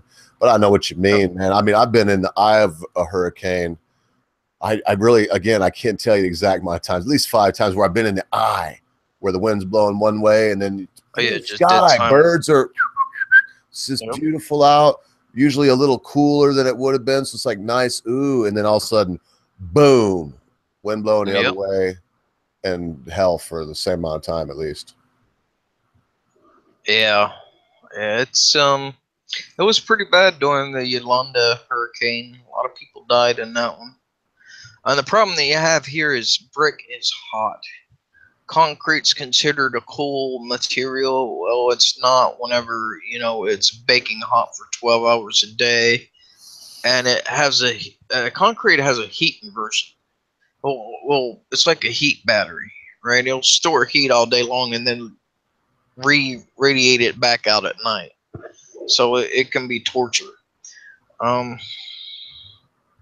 Anyway, yeah, so the problem is a lot of people prefer not to be in the block, but then, you know, your house gets blown away. So it's kind of a damned if you do and damned if you don't situation. Yeah, well, block, and it could be, I guess when it rains that much, you can't have a dugout or have a basement. That's too bad. Because if you have a block structure that was at least 4 feet of it was underground. Oh, yeah. So you had protect yourself. Block, but 4 foot was underground. It would be cooler, and it would still stand up, but it would, you know, it'd fill up with water like a swimming pool if you didn't have some kind of sub pump. Yeah, I thought about trying to set up a design here, because if you dig more than like a foot, and 90% of the land here, if you go 1 to 2 feet, you hit water. Because, you know, it's where it's at. It's just rivers and ocean, and, you know, just surrounded by water. So you dig more than a foot or two, you're going to hit some kind of water. So you can't really set a basement in, but you might be able to set up what's that called, like a evaporative cooling system for the houses, like blow onto the dig it out where it's just the water blow onto it and have the cool rise up. Yeah, swamp cooler. Yeah, swamp cooler type situation, but for the whole house. Evaporative cooler, same principle. Yeah, same thing. Yeah, but something like that. I thought about they might not work. They might not work too great if you live in a place with a lot of humidity. They work excellent in low humidity areas like deserts. But yeah, but that's also groundwater, right? So it's like 60 degrees. So if you push air onto it, it's going to push the air up, right? It's going to pull the air, right? So it's almost like a reverse of a whole house fan. I've been looking at that because there's serious problems here for a lot of this kind of stuff. I mean, people literally dying on a regular basis because of housing situations and water situations and stuff like that. And Western designs don't work because of things like the humidity or the salt factor. You know, you try to use something like stainless, it'll rust within no time. Just different situations like this. It just does not make American or, you know, European designs very practical. And because most of the people in the tropical regions of the world are poor, all they've had to till very recently, all they've had to deal with is like bamboo and materials of that nature, which has certain benefits, but you can't protect yourself from hurricanes. Bamboo is very strong. Yeah, it's strong deep enough in the ground. It'll take a lot. Oh yeah, it's whole bamboo is like 3 times the strength of steel or something. It's pretty strong. Really strong stuff. They use it for scaffolding, but you can't fasten it permanently to where a hurricane or a strong wind can't, you know, break it apart. Yeah, well, right at the joints is an issue. Anyway. Yeah, I moved away from the hurricane belt. I've been through so many. I was trying to sit here and think of the names, but Hugo is the one that comes to mind the most. But been through so many, man. And then if you add on tropical depressions, which, you know, up to, it's like 58 to 72 miles, 60 68 to 70, 62 to 72 miles, something like that. 72 miles an hour is a hurricane. Yep. Category just 1. under hurricane speed. 72 miles an hour is hurricane speed. That's the start. That's top one hurricane. Goes up from there. Above 72 is a hurricane. Below that's a depression. Tropical depression, and tropical storms below that. I don't know, man. Got so tired of it. It was good for me in some ways because I've always I was I was a preacher down there, and so on the side I would make money by just getting a chainsaw and having a chainsaw, and because every time a big storm would come through, you go around to people's houses that had a tree on the roof. Yep. They give you $1,000 cash just to cut the bloody tree off the roof. They don't even care if you take it; just cut it out of there. And, so I did that quite a lot, and you could bank on that almost every year, especially like me if you were willing to drive somewhere throughout the state, which Florida's not that big. From Miami to Tallahassee, though, it's a lot further than most people would think when you look at the way how Florida's narrow. But if you go from Miami all the way up to, the Panhandle now, it's a long drive that way. Yeah, who cares, right? Hurricanes are terrible. There's something to live through. You haven't really experienced something unless you've been inside your house in the living room, a block house. My wife and I were with a candle, and the candle was sometimes blowing out. All the windows shut. I mean, with the wind blowing so hard that the pressure in the house, I mean, it's just coming through there anyway, through any little crevice, man. And hearing that it doesn't stop. The electricity is the first thing to go. Your water don't work. Nothing works. And then just the howling, utter, terror outside. Yeah. Well, I've lived through the F5 hurricane that took out Parkersburg, or F5 tornado in Iowa there. And then I've lived through 2 major hurricanes and a couple earthquakes. So I've dealt with nature enough to where, at least with the hurricane, usually you can prepare. Right, when you have a tornado, it's like you have no time to prepare. It can come on you in an instant, just wipe out something. Well, for an F5, the only way to survive an F5 is be underground. An F5 in the basement destroys everything that is in its footprint. It levels block buildings. Like a Walmart would be leveled by an F5. There'd be nothing left. The only way to survive would be to be underground or out of its path. That's it. Yep. Yeah, you have to be underground. That's why in the middle part of the U.S., there's a lot of basements, right? A lot of basements because F5s are fairly common. I live just north of Little Tornado Alley, the Saginaw Valley. It's Little Tornado Alley, they call it. And this has been a mild summer, but usually there's and any given summer through the state of Michigan, the central part of the Lower Peninsula, there's usually 7 to 10, which I know that's nothing like Kansas, Panhandle of Texas, that area, but that's a lot. If you've never seen a tornado too, which I've seen them, man, never been in serious threat from one, but man, if you've never seen a funnel cloud, would count for me too, because they're odd, man. That's probably in a lot of ways more frightening than a hurricane. Just don't last nearly as long. Yeah. Not into that. I try to live where that doesn't happen. We were at a little threat here, especially for that kind of tornadic activity. But that's about the only natural disaster where I'm at right now, and it's not probable in any stretch.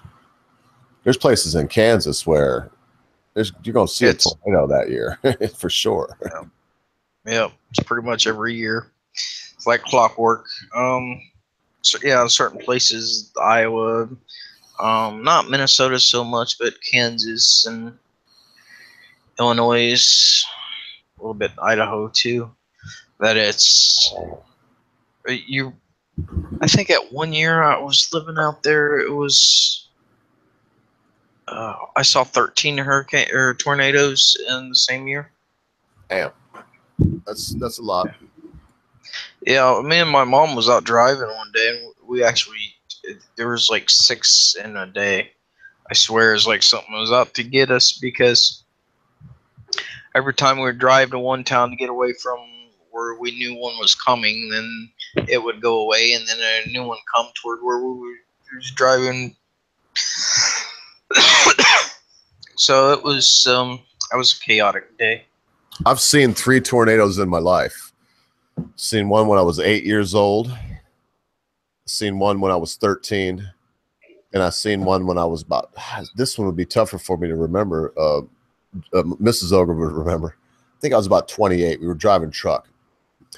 But the 2 that I seen where, you know, it was where I lived, even though it was apparent that this giant, they were, the one time, man, us boys were going, me and my brothers were going with my dad from the garage. My dad's a transmission mechanic. He's been my whole life. He owned a transmission shop for 37 years, or 42 years. He worked in GM for 37 years. We were all working in the shop one Sunday afternoon. And man, you could hear the sirens in town. This is in a little town in Michigan. I'm not going to name. And so, man, we started to go into the house from the big garage where the transmission shop. And before we got there, we stopped in the attached garage that was on our house. Big George was like, "Stand there, boys," and we all had our back up against the garage, the pull-up garage door, and we were watching the tornado go through the field. It was about a mile away from us, but by the time we were there, Dad realized that, that we weren't going to get hit by it. We didn't need to go to the basement, but I know what he was doing. He's never told. He's still alive. He's never said this day, but he wanted us boys to see that. Because he wanted us to know that if we heard those, at this time we did live in Little Tornado Alley. This was in the Saginaw Valley, considered Saginaw Valley. It would have been Genesee County. And man, I'll tell you what, I never forgot that. Yep. Because it was probably at F3, maybe F2. It wasn't huge, but it was enough that it was leveling. Trailer homes were done. Stick-built houses were gone. Anything like that. Only thing that would have survived that was like a block building, probably at a base of a quarter mile. Never forget that. Yeah, I could ramble on, I guess, about that. But you said you've seen 12 in 1 year. Oh yeah. That's Kansas. I mean, that's shit. I would never deal with that, man. No way. That's some. Saw 3 in one night one time. That was, like I said, that was a hell of a night though. My godmother was living in Oklahoma City when the big one went downtown. What was that, 97? Man, it's 96, 97, 98 right in there. You know what I'm talking about? There was a big F4, I think, went right downtown. The thing was like a mile funnel. Yep, mile wide, man. She lived downtown too, but it missed her by, I don't know, 5 blocks. Leveled everything, man. Everything in that footprint was gone. Yep. Goodbye. Well, good topic, really. I don't. When you think about it, it's the one thing. There's some things that we cannot control in our lives. When we die is one of them, and another biggie that really affects us is the weather. We cannot affect. We can't. We have no control over what's going to happen with Mother Nature. Oh, it's the serenity prayer, right? God grant me the serenity to accept the things I cannot change, courage to change the things I can, and the wisdom to know the difference. Find that if you stick with that, if you stick with that one, you'll see that when you see people running into problems, they're usually doing one of them 3 wrong. Change something that can't be changed. Not being brave enough to change the thing that can be changed. Know which is which. I'm watching. I did something. I restarted the thing, and it's like, that was way back. I've never had to do this before. It's just very quickly going through all the chats that have happened this whole time. It's still not caught up. Checking your chat log. Yeah. Oh, they're finally caught up. Hi, space bitch. How we doing? We're just getting ready to haul ass. Good of you to come by, though. If you didn't see the Matt Christensen Space Bitch, check it out, man. It was an hour long yesterday, and that dude was so good. So good. I hope. Watch that. I'm really hoping that I hooked. I'm not going to mention who, because I'll leave it to them to if they ever even mention like who it was that turned them on to Matt. But I'm really hoping that somebody that I dig that's got a smallish channel, about the same size as mine, gets up with Matt Christensen. Really great, down to earth guy, super intelligent, even keeled. You know what I mean? Never even raises his voice, just something else. Nothing like a tornado, which is what we were actually talking about. I first ran into him, I think, about 3 years ago, 2 years ago, something like that. Me too, Matt. You mean? Yeah, Matt. Maybe a year for me. I can't keep track of time. All I seem to do is work. But yeah, that's what impressed me about him. Was like they were throwing stuff at him, like calling him a Nazi and stuff, and he's just nothing fazed him. He's just calm and like, well, I don't align with that point of view or something. You know? Me, I'd be like, screw you. Yeah, for sure. Oh, well, Space Bitch, guess I miss you too. You've been around though. You haven't been gone long enough for me to miss you, sweet thing. Space Bitch is some kind of high class business woman. No, she's rocks. She actually been around for quite a while. Checking out the channel. How you doing, everybody? I keep saying I'm going to leave, but I don't know. And maybe never. Maybe I'll just snore here and leave it going while I snore and cut loud farts. And I've seen that done. Cabbage Patch Bastard has fallen asleep on live streams. He wasn't hosting them, but he fallen. I mean, you can hear all that. And I was watching Review the Earth. Big Red Clinton Cox was doing a live stream, and right on camera, dude, he's drinking hardcore, pounding beers. He probably drank, I don't know, 20 beers in the span of about 2 hours, maybe 3. The 10 beers an hour was what it looked like. And you could do the math. I mean, he's freaking drinking a beer every 5 minutes or so. And then he's like sitting there, and then with his arms out on the table and a beer in it, and then he just like slowly is slumping forward while somebody's talking, and he's down and sleeping. He slept on like that for quite a long time. It was great. Seen a guy pass out on a live stream once. What do you call that? Yeah, blacked out, where he stood up to do something and boom. He just I guess he was kind of lightheaded to start with, and if you're lightheaded and you stand up real quick, you will black out. I'll knock you out quickly. Yeah, hell yeah. You know what I'm gonna do? I'm gonna do a big old bong swat, and that'll make me think of something. The Space Bitch just got here, man. I mean, it's sometimes it sucks because I mean, like, if it's just somebody, you know, oh well, they came at the end, but I want to entertain Space Bitch. How's your day been, bitchy? You work hard today? Did you take over any like unsuspecting companies, any hostile takeovers? Are you the Hatchet Woman?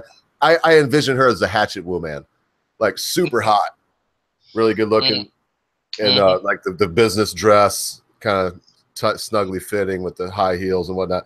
Walking in a room with a portfolio and being like,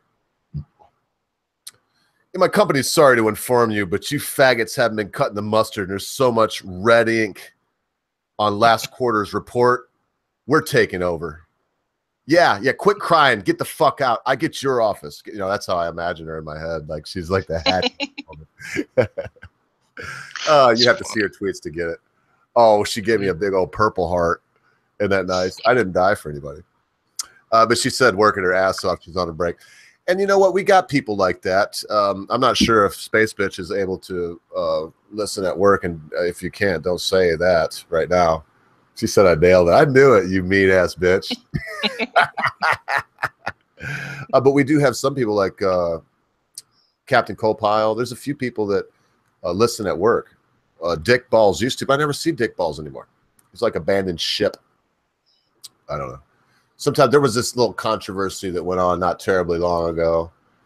There's still a few people that come and hang out here that hang out with the people the controversy was involving with me, and vice versa. You know, there's still some people that go both ways. That don't sound good. But then there was some that like chose sides. And man, I've always said anybody with, I'm not going to mention any names, but anybody that would be here that controversy, they know what I'm talking about, just go check out that other content too. Don't be a hater. Life's too short to be a hater. So let me do a bong squat. This for you, space bitch, for all the hard work you do, girl. You know, we need some badass bitch. Can I ask you, space bitch, if I was your boss, looking just like I do right now, all kind of old, not necessarily best shape, but, you know, classically handsome and all that, you know what I mean? And you're in my office and you're giving me the flirtatious act the whole way through as you're giving your proposal to move up the ladder, okay? Now we get ready to go. And let's just put it this way. You initiate a hug. And in the hug, my right hand goes a little south and just not even a squeeze, just gives a little pat on the tushy. You know, am I going to be in trouble for sexual harassment at that point, girl, or what? Let's go even further than that if you're still here, space bitch. What if it's like this Taylor Swift thing and I do the same thing I just described, only then when my hand gets down there, I give the space girl a little, you know, not nothing, not no finger like at the butthole, or like tapping the poon, but just a solid right on the cheek and a little I mean, am I going to be in trouble then? What is that?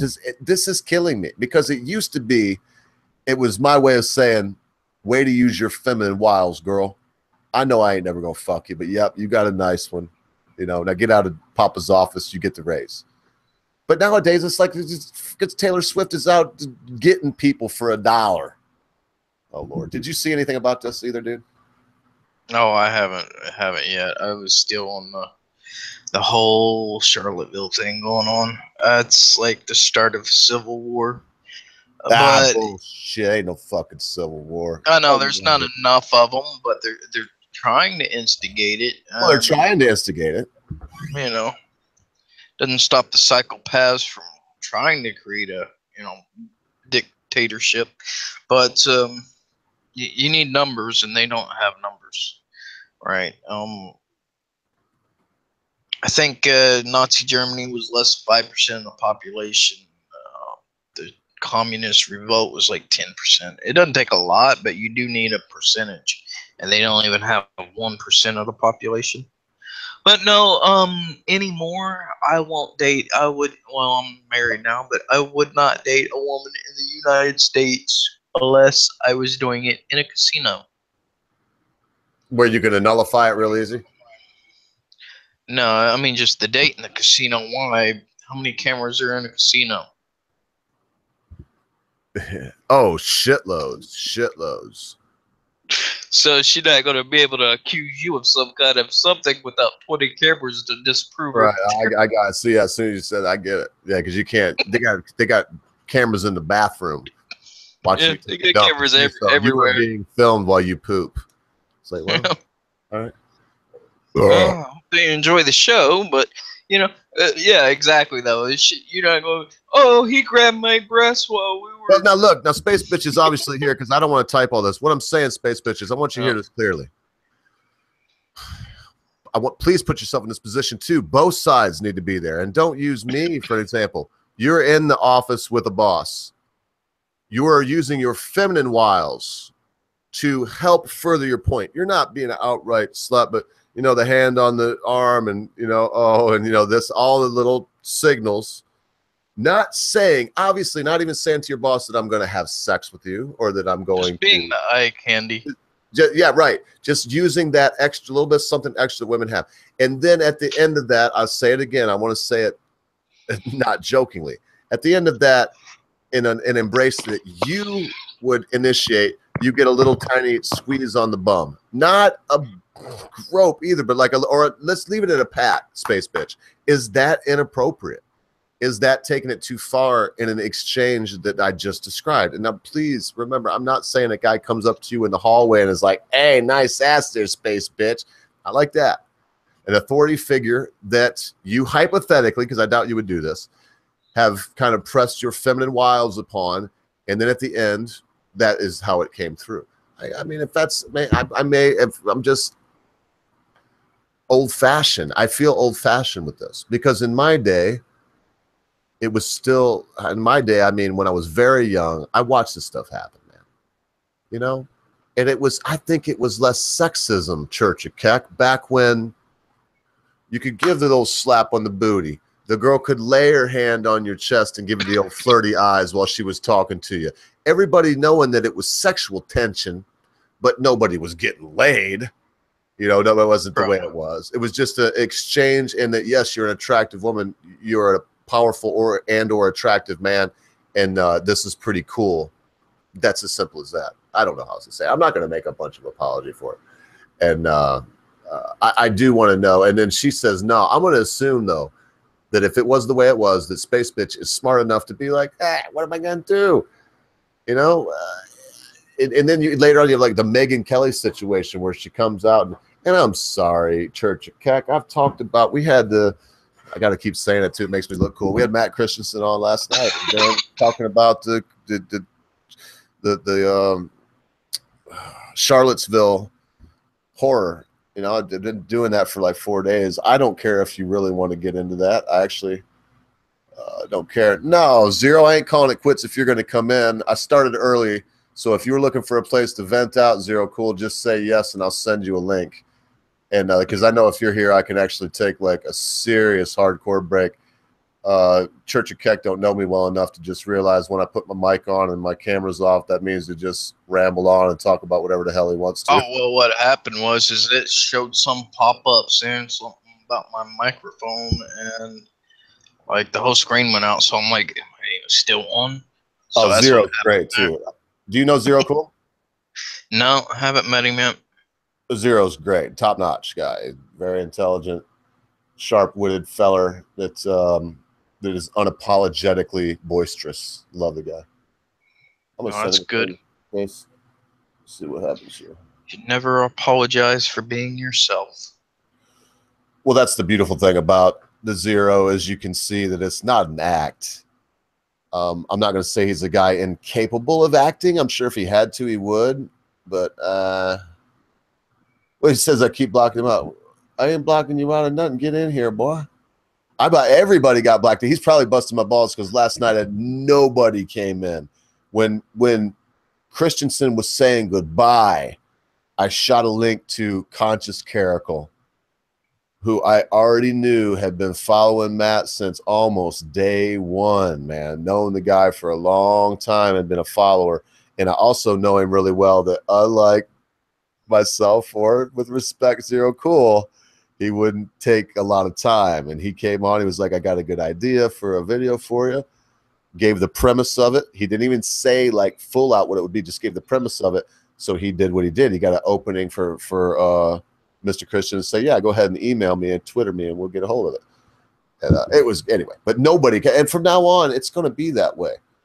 And we got some old school partners, man, like Day is Dead, Amanda Wolfchild, Staggerson Jax. Staggerson Jax didn't come on last night. You know, nobody. I like Wolfchild. She's good too. Yo, they're all good, but I'm barely making it. When we have a guest like, especially, okay, like take for example last night, Keck. We only had an hour with the man. Mm-hmm. So every time you add another person, even one question to ask and answer it properly takes 10 minutes. Mm-hmm. So if you got 6 people up in there, you got everybody asks one question, it's over. And then it can be confusing. It's hard to stay on track, it's hard to stay on topic. People are waiting to talk instead of listening. Anyway, we got our own reasons. It went pretty smooth last night, I'll tell you that. It was awesome. Yeah, that dude's cool. He's something else. Even Susan Anderson just said Matt interacts with people on Twitter. He does. If you send him a tweet, man, I don't know how some of these people like him, and there's a few others I could name, man. I don't know how they keep up with their Twitter stuff. For me, it would be all day of looking and just constantly answering. Because you can see in a long line of stuff, if there's something poignant said, Matt he'll say something back to it. It's like, dang, man.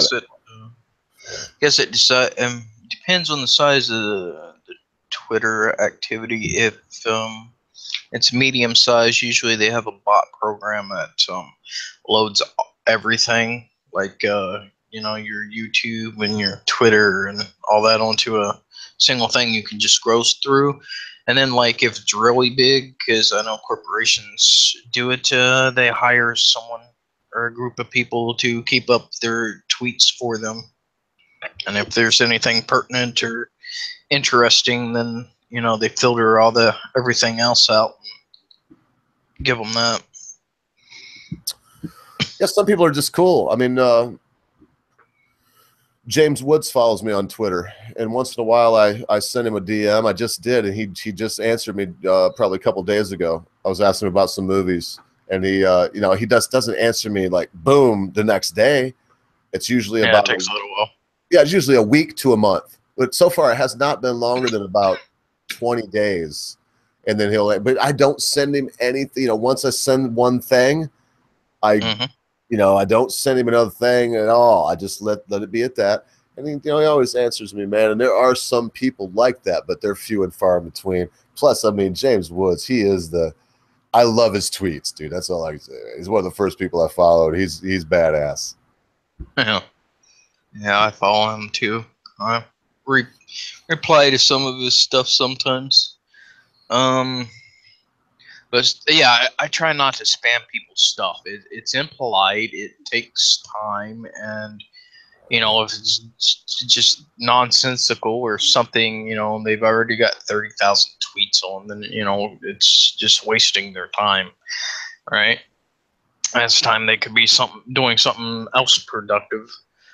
But sometimes there's so much activity that you can't help but be almost a little bit spammy, you know. It's like well, I was talking about the fright supremacy stuff with some people. All right, they got hit by YouTube. It's like a ghost, you know, parody of white supremacist or something. It's a cartoon. I find them funny. It's almost like South Park or something, you know. But yeah, YouTube demonetized them, removes. I don't remember if they removed some of their videos or set it to private or something. I don't remember the specifics, but I was trying to spread the word on that, and bam, you know, Charlottesville happened. So it's like, you know, sometimes it's on YouTube, it's or Twitter or YouTube or whatever, it's every single day something's going on, right? So, cause yeah, like Charlottesville, it's been 4 days of crap, right? I mean, the woman died, was an accident. You know, then it's like, oh well, Donald Trump didn't call out white supremacy. It's like he called out all hate groups. He called out both the white and black supremacists. And if you wasn't ideally driven, then you would have realized that, right? If you understand what's going on, you're looking at it and you're going, yeah, he was calling them all out. He's calling out all the hate groups. He's like knocking off all of it, which is pretty much what the average American is into, because, you know, we're still trying to recover from a recession, actually what, third Great Depression in U.S. history now. Call it what it is. Come on, people, I'm trying to play with words there. But yeah, it's another Great Depression people still trying to pull out of. So they're not going to sit there and play with these authoritarians. That's what they are. They act like they're different, but it's I said it a couple months ago. That's like two brothers fighting over which one's better. I mean, you look at them and it's like you both look identical. You can tell you're twins, you know. So that's why everyone's like, and then they use that trick where they're trying to, well, if you're not a commie, you must be alt-right. If you're not a Nazi, you must be a commie. It's like, I hate commies and I hate Nazis. I hate both of you. I wish you all would go away. I really do. And then you have, you know, people that just feel like they're trapped. A lot of the people on both sides, honestly, are being played. Yuri Benzmanoff's video with Jordan Peterson. If y'all haven't watched that, watch it. And it is like literally the play-by-play playbook. And that's why I cut in Jordan Peterson, because he's talking about what's going on. And Yuri Benzmanoff was a Soviet defector, did the speech in California, Berkeley, in 1983 and 82, 83, and 84. Right? Explained exactly how the Soviet Union converted all these countries. Right? And it goes, you do this, and then you do this, and then this happens, and now we're at the point of how do you say it? Whatever, clashes. Animalistic clash. I don't remember the word he used, but yeah, animalistic. Animalistic. I can't pronounce it. It's in the video, but yeah, you watch it, and it's like clash, right? Doesn't matter what side, just as long as it's two sides continuously fighting, right? You pump it up.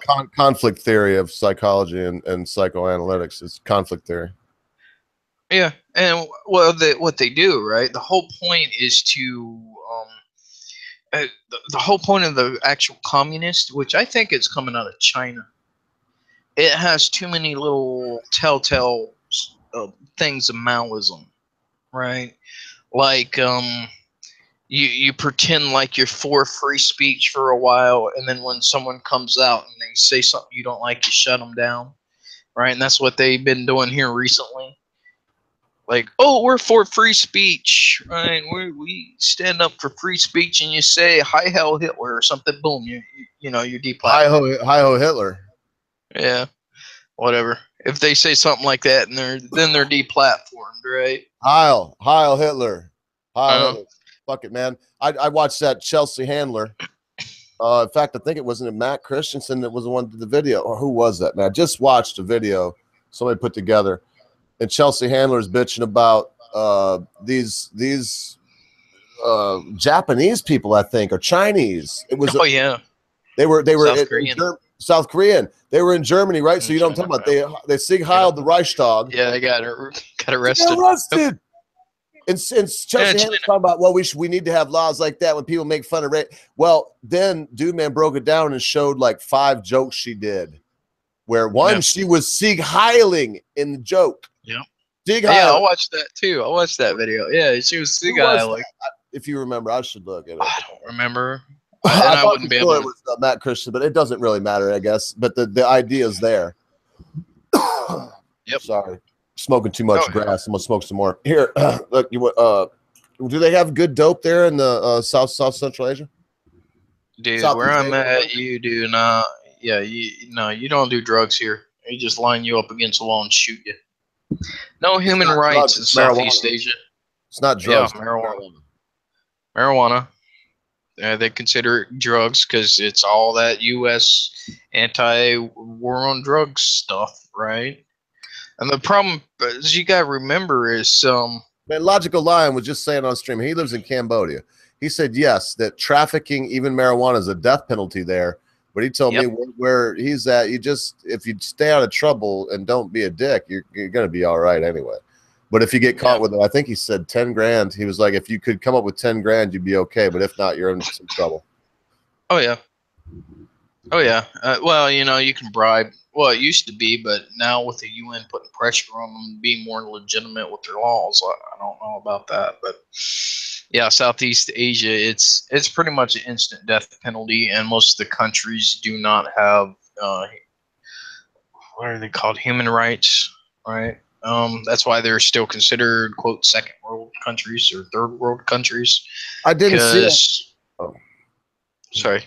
No, carry on. I was cutting you off. Go ahead. I just was looking at the chat and seeing something. I'll tell you in a second. What? Okay. I was just saying most of the countries still don't have human rights.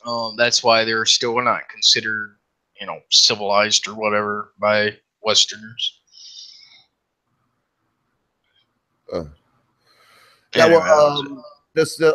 Susan saying Netflix had a movie that Hitler survived.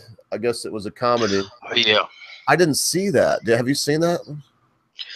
No, I saw the trailers. You know, and that's the big sting. It's like, oh, they shouldn't be doing that. Bullshit, man. You can't say. The only thing you can't do is tell people what's funny, what's not funny, and what kind of art they can do. That, to me, that's one of the only things that can't be done. I don't Well, like that you can't bullshit. yeah. Well, remember this, right? Even the jester in the king's court was the only one allowed to make fun of the king. The only one, and very rarely. There's a few times where like the court jester was executed, but very rarely the court jester could get away with bloody murder. Yep, and he was the only one allowed to do it because anyone else, it was considered disrespectful. But if there wasn't some avenue for a voice to tell the king when he's wrong, what happens is you develop a megalomaniac. Yep. Right? You got it. That's why the jester could do that. It was to keep the king in check, to remind him that he was a human. Yeah, exactly. He might have been.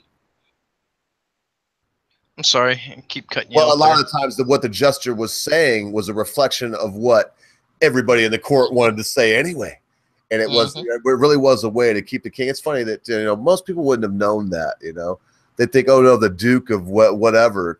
No, the only person in the king's court. In fact, that goes across lines. That goes from Babylon, Medo-Persia, Greece, Rome. Yep. The dynasties of England and China, all of them. They always had this one particular person in the court, whatever that may be, whatever they may call it in their respective kingdoms and or societies, that could always say, make fun of the king, and there would be no repercussions whatsoever. That's neat. That's needed. It really is. I think there's only ever 3 killed in recorded history, and that was by kings that shortly after wound up losing their kingdom. If I remember the history correct on that. But that's why, so that way the king didn't make such a blunder that, he lost his kingdom or got, the whole kingdom destroyed. But he still needed to maintain his level of authority and prestige, right? Because someone else would try and take his throne then. So it was the kingdom's sense of balance. And whenever that's what they're trying to do, they're trying to shut up the jesters, right? They act like they don't get a joke, like that whole Zig Heiling, and them were Chinese actually, I think. In the news, but there are several Asian countries that they literally do not know about the history of World War II, right? The whole Hitler Western War thing. They know a little bit, like they know Japan invaded parts of China and had slaves there, and they killed Indonesians and Filipinos and stuff like that. But they don't really understand the bigger picture or what all went on. Part of it is because their countries don't want them to know. They don't want, their citizens to know that the only reason they're alive is because of Westerners, because they have this cultural love-hate thing going on in a lot of Asian countries. They love white people, but they want to despise them because they're richer than they are. I don't know. It's kind of weird. Well, it's the way it is, though. Yeah. It's human nature, I guess. It's like, oh, that bastard! Look at his beautiful house. I wish I had one. Right? But yeah, they knew that was a joke. They're just trying to they're trying to create an incident. Is what they're trying to do. There's the only reason to do that. Just try to make a point. And what point are they making? That foreigners who don't understand their history need to respect their law. That's not the point it's making. That's not a good point, right? Because these were foreigners. That's how I know they're China, because I saw the headline, China warns their citizens not to, make Zig Heil jokes or Nazi jokes in Germany. That's how they knew, or that's how I knew it was China. Excuse me. deal with China quite a bit. But anyway, yeah. So what point are you making out of that if you're uh, doing such a thing? Because they made it's such an incident. They made it international news, right? Um, what message does that send the rest of the world? That they are so committed to PC that they're willing to risk international relations with one of the largest powers on the planet. I think it's what, second or third now on the planet, China. That's how committed to destroying their own citizens that they are. What are they doing? They're virtue signaling to their whoever their puppet masters are that they're completely committed to the cause. That for sure they're going to destroy their civilization. I don't know why Germany hasn't overthrown them. Honestly, I don't know why Merkel is still there. I don't understand at all that situation. Like, why have they not done something? I don't know Germany's legal system, but you know, United States has an impeachment procedure and a deposement procedure for a reason, and term limits for a very good reason. So that way, even if the first two fell, you have to leave anyway. On Because another note, man, are UFOs real? What's up with UFOs? mathematically, most probably exist. But why is it only the crazy people see them? Mathematically, what do you mean by that? Mathematically, especially with the new deep space surveys that show that there are other Earth-like planets in the universe, probably in the hundreds of trillions, what they call it, millions of billions,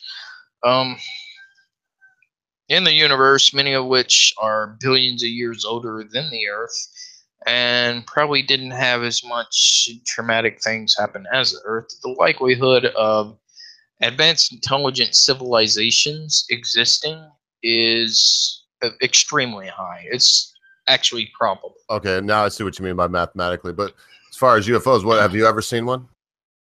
Have I ever seen one? I've seen some really weird crap, right? Like really a flying weird object that you can't identify. I see them all the time. I saw a bug going through the air quite fast. I didn't know what the hell it was.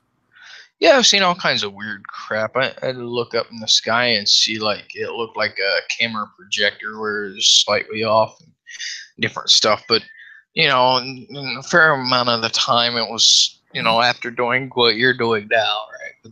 So I'm not going to rely on a high fucking experience. The question I'm asking you is not necessarily is, you know, is it probable mathematically if they could be, but do you think that there are extraterrestrials that are observing our planet? Well, if it's probable, there's many species that are more advanced than humans. Because, I mean, we're a very young species, right? Dinosaurs outlived us. The likelihood of them observing is probably just as high, like in the probability range. Especially whenever you start with the very recent archaeology and the very ancient Indian text. The fact that,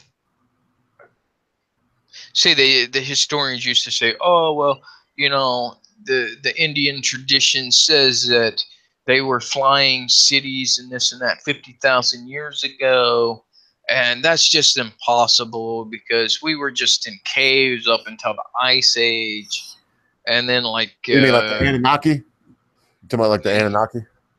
Well, there's some stuff older than that. It's got no like names to it. Like was it the United States? There's some stone. There's stone walls. Well, what do you think that the human beings were like before the flood, before the great catastrophe that wiped everything off this planet about 5,000 years ago or so? Well, it's a great question. In my you don't think they were possibly more advanced than we are now? Well, I think we have. Well, it depends on what you consider advanced, right? Because there's advancements in some areas and maybe not in others. That's kind of a subjective term, and it's very subjective to us because we got internet now, right? Did they have internet? I don't know. Do they have some other form of advanced communication? Maybe. But We better, do know that they wireless thought communication, one great central mind, possibly. well emotive headset. Go Google it, man. Yeah, they got already headphones right now hooks up to your head like a headphone that reads your thoughts. Play video games off of it. Yeah, they got the Halo you can fly helicopters with. Oh yeah. Run little remote control cars and whatnot, and planes. They got that. I think that they had much. I think this is a possibility, just a possibility for y'all to think about. That maybe, possibly, not that I believe in this, but possibly the God that people think of, that it's possible that there was a civilization here that was so advanced that they realized that the circumstances here on this planet, the environment was going to be such they would not be able to live, and so they prepared ships for themselves, Superman like, only for lots of them, with some plant whatever they took with them, a Noah's Ark like, and left something in stone written where people could find it, because they knew everything would be wiped out. And that it's possible that those beings are there and have been observing us to a certain extent. And when times are perfectly right, that they'll come back. And that maybe these beings before us were, for all intents and purposes, immortal, because they had such medical advances that, they could deal with aging, they could deal with anything, basically. And whether it be a combination of machine and person, or just extreme medical knowledge, because let me just put it this way. I think you may know, but there are immortal things on this planet now. Oh yeah. There are things that live that won't die unless something kills them. Yep. Like a lobster is a good example of that. So anyway, that's what, could that be possible? What are those UFOs? Yes. Are there something like that out there? What's going on out there? Well, some of the stuff is satellites themselves. What we do know, let's go with what we do know, then we can conjecture off of that, right? What's proven. We know that the Sphinx is at least 13,000 years old. It's come about 13,012. There's an argument always, right, with the exact dating, but 12 to 13,000 years old, which dates it to the Ice Age. Coming out of the Ice Age, that whole area was a jungle at that point in time. And they have no idea how it was built. The pyramids, they have no idea how they moved them hundreds of tons of stone. Right? We just now building machines that would be able to physically do that. And somehow they managed to do many of them, not just one, but like. Well, I've heard many times that we can't reproduce the pyramids right now. Right now. Oh no. Couldn't be done. No. We can't actually recreate the pyramids themselves. I just meant moving the block. Right. We can't. Right. We can't. Just moving the stone along just the ground. Moving okay, it. I got you. All right. Just moving the damn thing. We can't even, or just now being able to do with machinery. Right. Because some of them are so heavy that we still haven't built machinery large enough to move them. So yeah, then there's other things like there are what was that one that's dolomite? What, like, I can't remember. One temple was built out of like the third below diamond on its actual strength, and they have these intricate carvings, right? Very intricate carvings. It's not something you're gonna take a brick to, like they try to say, and hack on it forever. It just makes no sense how and they're as big as the pyramids, if not bigger, in size of the stones. Um, and then they're like, "Oh, we have this figured out," and they have some kind of half-baked theory that they haven't even tried whether it would work or not. A lot of the scientists claiming that, "Oh, it's all figured out and it was man-made." Maybe it was, maybe it wasn't. I don't know. But what I do know is whether or not humans were advanced at the time, very probable. That's what it's saying. You can look up the stone walls in North America. They stretch miles, many miles. They're stone stacked walls, and they date between 25 and 50,000 years ago. So that just deflated that whole "we were cavemen until recently" theory, right? You wouldn't have walls somewhere where humans were cavemen or not even supposed to be there yet. And then the Indian religion, the texts say between 25 and 50,000 years ago. They date around 25,000 years ago. There were floating cities and advanced beings that came from the skies, and some came from the earth, and they had a massive battle with each other that blew up entire cities. It blew up the earth, and they had one island that they believe was built, right? And within the last 20 years, recent archaeology says that that island probably was built by, they say humans, but they have no idea, again, how they did it. Yeah. So were they more advanced in some ways? Absolutely. Yeah, I'm definitely not going to get off topic now because we're on it. So I need to quit presenting this. Just watching all this stuff as I listen to you, and the whole Charlottesville thing is so out of hand. They're tearing statues. It's just fucking insane. Yeah. But, no, we'll go there to wind it up.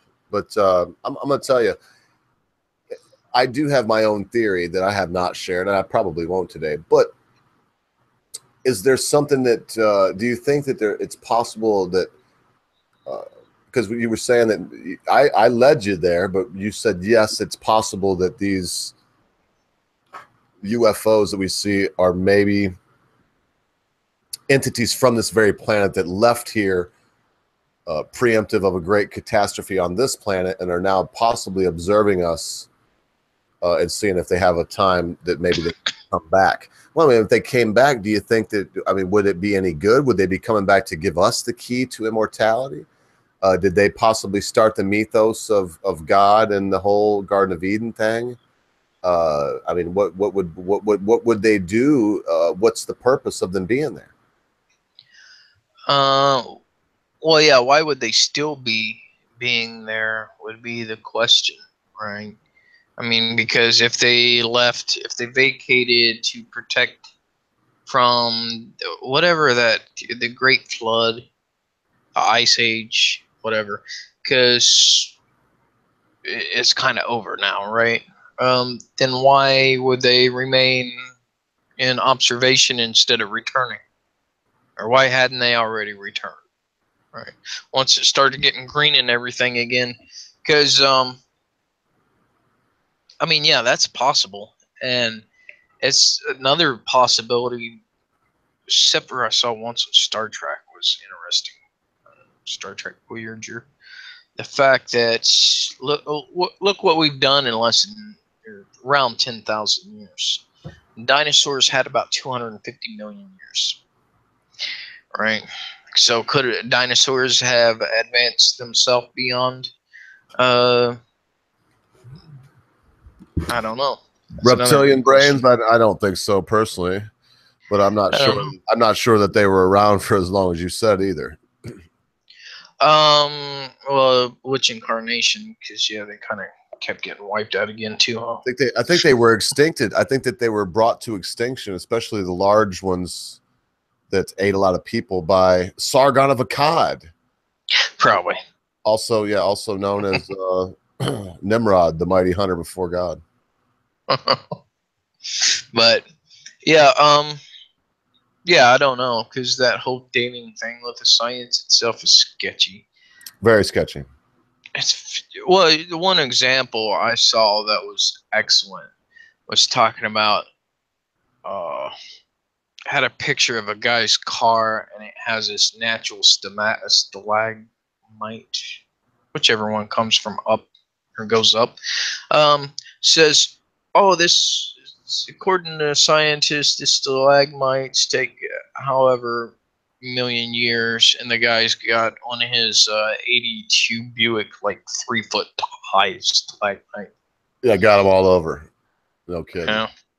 Yeah, so it's 3 foot tall, growing off his Buick, and it's like, yeah, that's a lot of that stuff's very sketchy because it presumes it expects that things don't change, and what they observed as their baseline is unchanging, and so they can date everything based off that, right? So that whole system of dating, like stalagmites and stalactites and soil depths, that whole thing is just nonsensical. At least now they're starting to get some legitimacy with the carbon dating, right? But a lot of that stuff, you can't tell how old a statue is based off the carbon dating. I don't buy into carbon dating. I know two boys that pulled a joke, and by no, I seen them at a couple of different seminars and talked to them. But there was these two guys from they were at Andrews University, and they went out west to Bozeman, went to the University of Montana there in Bozeman, and they took a chicken and they cooked the chicken and ate the meat. Then they took the bones and stripped them and they put them in the fire, burned them up really bad, got the coals really like they messed with them, made them have a bad patina, like scrubbed them on stuff, put them in the fire again and again. They had them in coals for a long time. They come up with these little pieces of bone, and they took them to their school, where these people should have seen this coming because they were in a debate about whether the radiocarbon dating, the isotope, was any good or not. And so they came back and it was like, oh, this bone is from the Plesiosaurus and it's 40 million years old. And they were like, nope. And they had it all documented, you know. Said, nope, that's a chicken bone. Couldn't be that old. We ate it. So no, that's so far from being, and that's just one anecdote, but you can't trust that at all. You can't trust. Well, yeah, again, that presumes someone hasn't screwed with it, or something in nature, or someone So hasn't screwed with the back to baseline. save us. They're coming back to the aliens that are out there. They're coming back to Earth to save us from Antifa. God, I hope so. Because no, they're not yet a plague. They're more of a, an ant biting your toe or something. No, China is a legitimate threat, and I don't think they want to be a threat, but they are instinctively brought up in communism, so they think like all humans think their way is right. Communism is really good. You should love communism. Well, they think so, right? Because they grew up in it. People that grow up in something assume that their way is correct. Anyway, so yeah, that's it's billions of people that all think, or actually not that many. That was whole funny with the whole QQ news. Did you hear about that? No, what? Their message system, QQ Me, it's kind of like Skype or Google Hangouts or something, right? They had an AI program they put into it that was a learning AI, so it went by what everyone, because it's a government, communist government run messenger. They of course record everything it's said and everything it's typed. Well, anyway, it was learning from it, and it became a very very anti-communist AI system that was sending out messages to the entire Chinese community that was sending out anti-communist messages, like screw communism. That'll get you killed. Well, I don't know. They took AI down. So how do you shoot an AI? I don't know. But Well, the person that can't put it really. out to begin with, the person that started it, that's dangerous. Well, yeah, I mean, maybe. it really is. 'Cause- well, maybe because I don't know if you can really blame the programmers because it's just. What's messed up to me is there's people that still go on about communism like it's good. Yeah. There's a TV show in China where they interview people they're about ready to execute, man. And these people are being executed for dissension. And Yeah. I mean, for nothing, for like saying the wrong thing. And, Yeah. you know, we don't see that here. The Antifa and what happened this weekend is leading to the thought police executing people for not having the right thought in their mind. Yep. Yep. That's Now, screwed all up. you got? Yes, is all you got. Yeah. Yeah. No, go ahead. What I mean, come on, man. But no, I don't know, dude. That's 1984 shit, right? That's really that's is. what that is. It's That's beyond. literally George Orwell couldn't have dreamed this up, mate. no. He couldn't have Well, dreamed he couldn't have dreamed that up to the this is point far where. beyond. It's far worse than what he ever thought. Yeah. Well, now they can read your mind. I mean, they can't read every thought, but now they can. Project it on the wall. They can project. If you think it, pretty soon they'll be able to search it. Yep. Believe exactly. it. Because you and know, they can. You brung it up, so you know this is not conspiracy theory. This is a fact. They have programs to where if you think really hard, they will project on the wall what you're thinking. A flower, a sunny day, whatever. They'll project it the way you remember it. Man, that should be unnerving to anybody with half a brain. Oh yeah, and then you got these authoritarians that want to take over, right? And it doesn't matter if it's the Nazis or the communists; they're the same thing. They really are. They just disagree with each other, right? It's black supremacists and white supremacists that think the other side should die.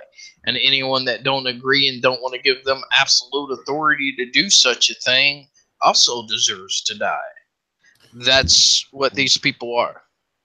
Yeah, but there ain't no such thing as white supremacists anymore. There are a lot of black supremacists and these neo-communists that they talk about, oh, they're gay. I was watching this thing today. This guy was wearing Antifa and whatnot. It's like a commie. He had a commie thing with a sickle and hammer.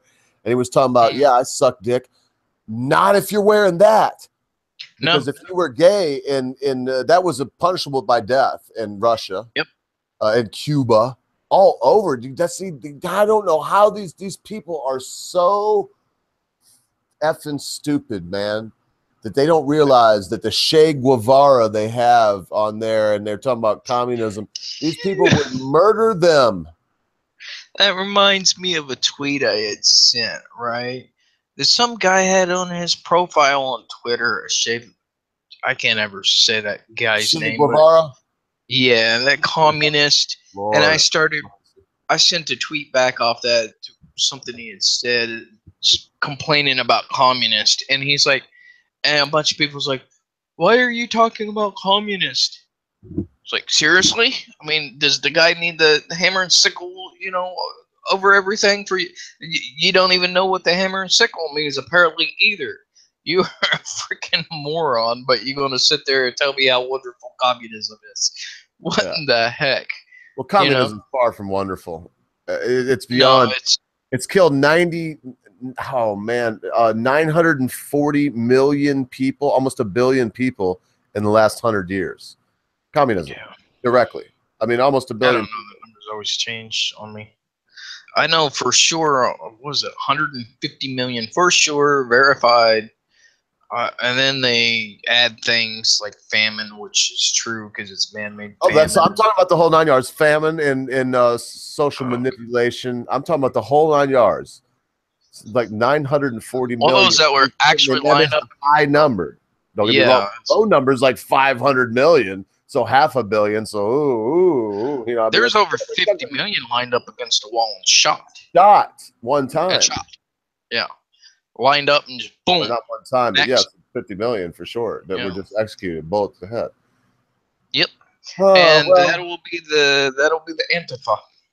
Now Antifa ain't gonna go around here. You got a little taste this weekend. But the fact of the matter is, I don't want to see it come to this. It would depend, honestly, what side the U.S. government backed, just like it did in the first Civil War. But if there was another Civil War, it would seriously depend upon which side the U.S. government backed. And I think coming down right now, and it depends. If they keep making it this race thing, oh man, we know who they'll back. But if they made it more like Antifa against human beings, they would back the human beings. But if they make it the race thing, man, it's, you know, Trump just reneged on kind of what he said, made another statement to, you know, disavow certain people, but not others. I don't know how I feel. He said it. He made a perfect statement in the press conference where he came out. It was supposed to be about something else, but he gave the press conference. You know, he's like, you know, all this sucks, and it wasn't Obama. It's not me. It's been going on for a long time. Oh yeah, yeah, it's true. Well, it has been going on a long time. I mean, what was it, the 70s and the 80s, About race time riots, get back. right? But yeah, well, I mean, communism, like I said, 1983, Yuri Bensmanov talking about the United States is overdue for a communist overthrow since the 60s, right? There was the whole deal with the feminist movements and the civil rights movement was not to make Americans better or a better legal system. It was to soften them up from the religious sects so that way they could overthrow them. Yeah. That's, like I said, people should watch that. I mean, it is literally the play-by-play playbook of how what they've been doing. I mean, right up to today. Right up till today, exactly what they've been doing. And the problem is you have multiple like recycling permeations because it's been going on since the 30s, right? And we've been fighting it ever since the late 30s, early 40s. Because while we were McCarthyism is what really hurt us, man. You don't have to go that route where you call everybody a commie, but the McCarthyist era really hurt us, man, because it gave rise to now we got to say, okay, you can be a commie, which we should always have said that, but when it come to a certain point and now you're a social problem, it should be quelled.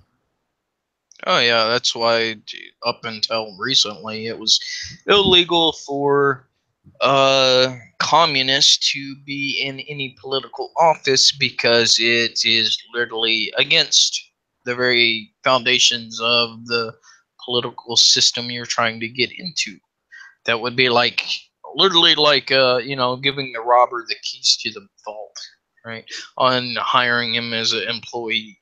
It's just not a very smart way to do things. But no, Stalin was evil. Mao's evil. Look at Venezuela today. I mean, I lost contact with the church I was communicating with there that was trying to get aid, you know, little packets here and there and stuff. Now, Chavez wasn't a bad guy. They weren't doing too bad when he was alive. It was after he died, and you see real communism without somebody that has the country. It looked like Chavez had the country's best interest in mind. While he was alive, they were doing fine. After he died, they were. They really were. Oh no! It's like you know, it's like. Hang on, let me give my before you go that because I just said something, let me give a reason why I would say that.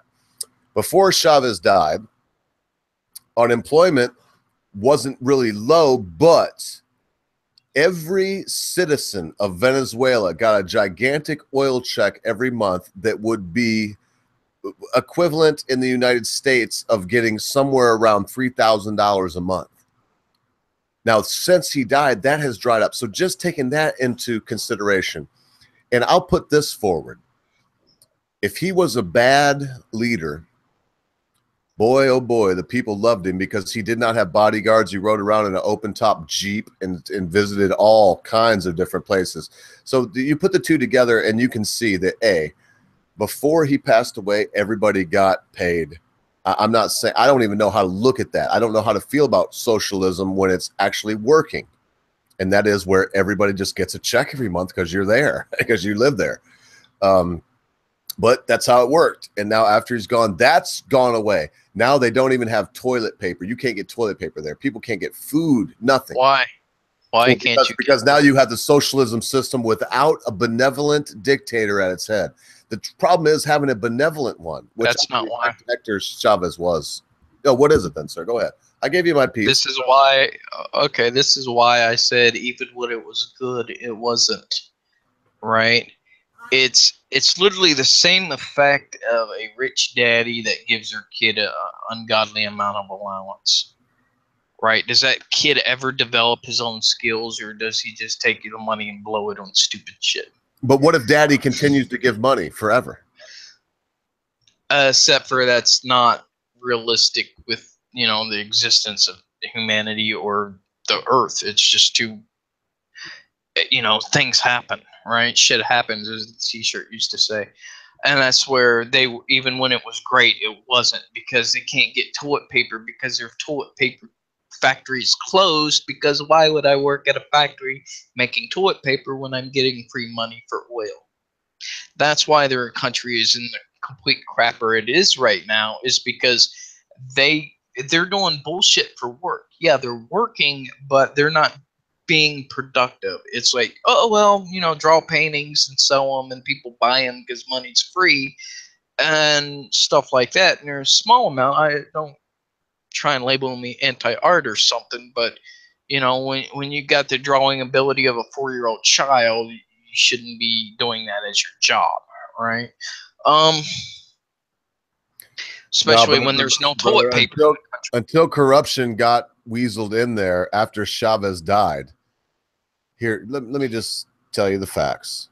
Right now, there is enough resources and energy and capability to give every human being on Earth a 5-bedroom home and the ability to run it. That's just the way it is.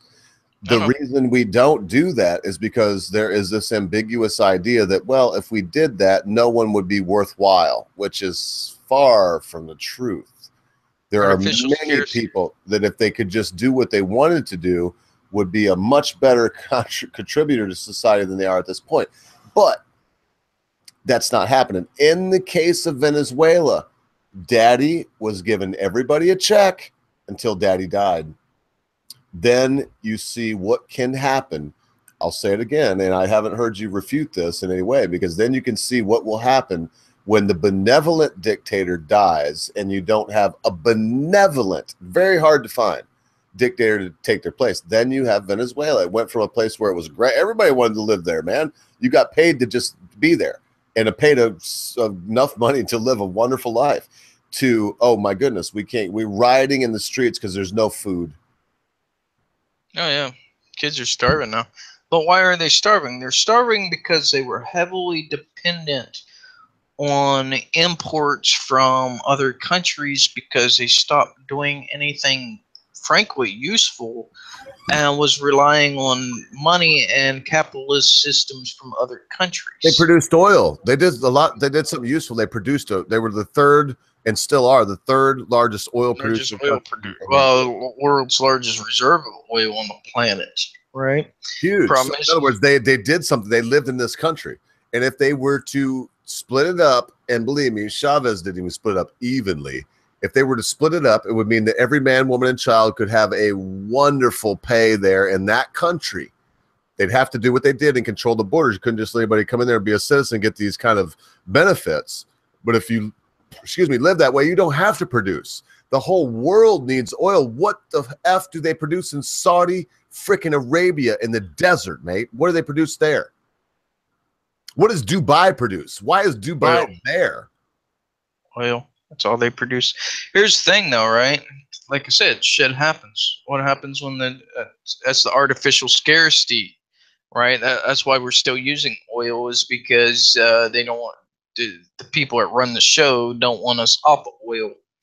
That's what it comes down to. Because we've had safe nuclear since nuclear came out that don't have meltdowns. We've had solar, wind, hydro, things like this, and for long times that would be frankly productive, because they always tweak the maths and make things look like it says something it doesn't. But no, what happens whenever the whole planet becomes socialist is the question you're really trying to ask, essentially. And the problem is with that, because we have a real problem. I actually produced a video that rails on both systems, right? Neither one of them has solved the problem. With the capitalist, the problem is it's known as the capitalist dilemma, right? You become so productive that you don't need people anymore, except for the only reason you're producing anything is because there's people there, right? So how do you get the people the stuff they need when you don't need people to get them the stuff they need? That's where charity comes in, and that's why the communists always first take out the church, because it takes out the charitable systems that allow capitalism to flourish. And then they put in laws and things like limitations of charity and stuff like this, like we got in the U.S. That's why there's 5 houses for every homeless person, but no one allows them to use house because squatters' rights, because insurance liabilities, the list goes on, and all these are government interdictions on what we used to have. It used to be, you could kick someone out practically within a month, right? And not 3 years, and not have to worry about, well, they injured themselves, so now my insurance premium is skyrocketed. That's why the banks are holding them, and they're crony capitalists. They're not actual capitalists. They're communist with the capitalist label is what they really are when you get to the core of them.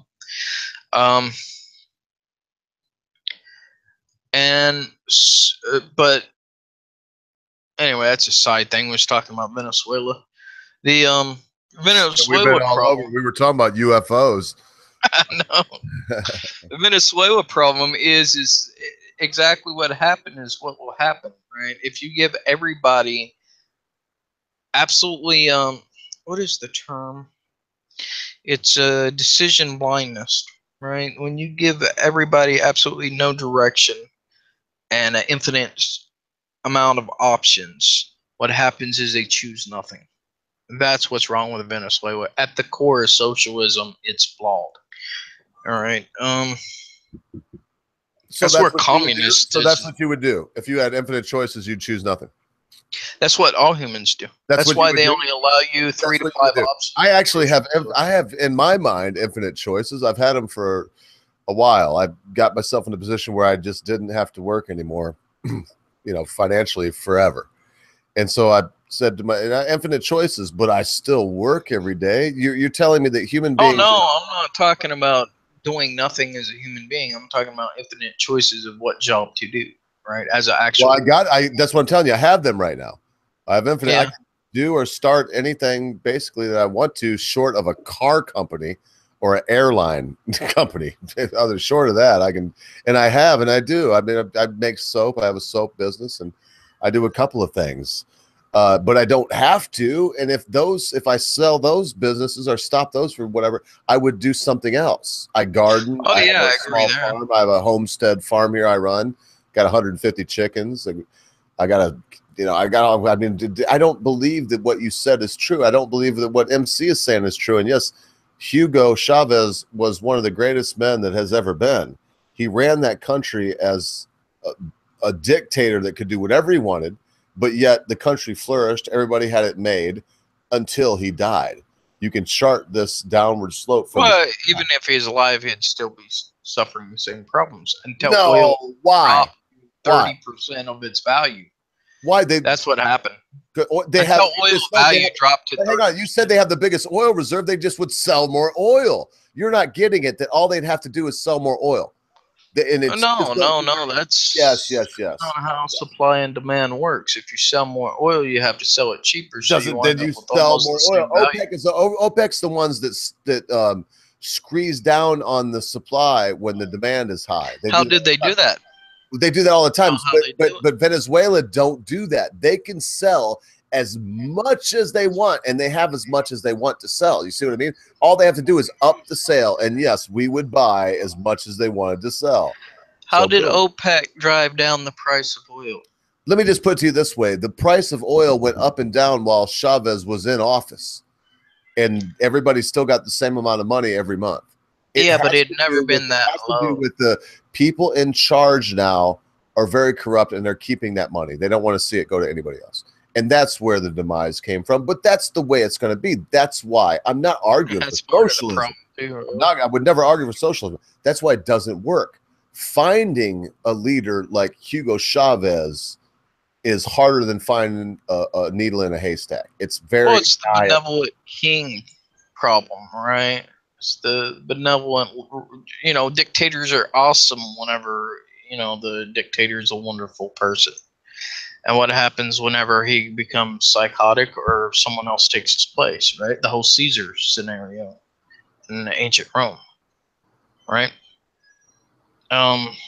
Because Caesar believed in Rome, right? He was a true patriot, the first one. And you say, which one? I mean, the first one, the one that became the dictator and ruler for life or whatever. Julius Caesar. Julius, yep. But yeah, he was a true believer, and he understood he had to do that because they were facing slave trading Muslim pirates and barbaric, whatever they called them, the barbarians that were becoming quite powerful. Right, he needed a quick ability to make quick decisions in a military venue, right? Which the Roman structures at the time didn't make that quite possible. Way he needed. So yeah, he took over, and then they stabbed him, but they didn't change the law. So then the next one was a little bit nuts, and then he gets taken over by a more nuts person. That's literally Yuri Bezmenov's thing about how to turn how the Soviet Union turned as many countries as they did Soviet. Like over 60% of the planet at the time was Soviet. I just want to say really quick, it's 420. It actually on 420. 420. So what I'm going to do right now, just in honor of this time of day, I'm going to have this bong swat because the Britisher's not here, and I can do what the fuck I want. Oh.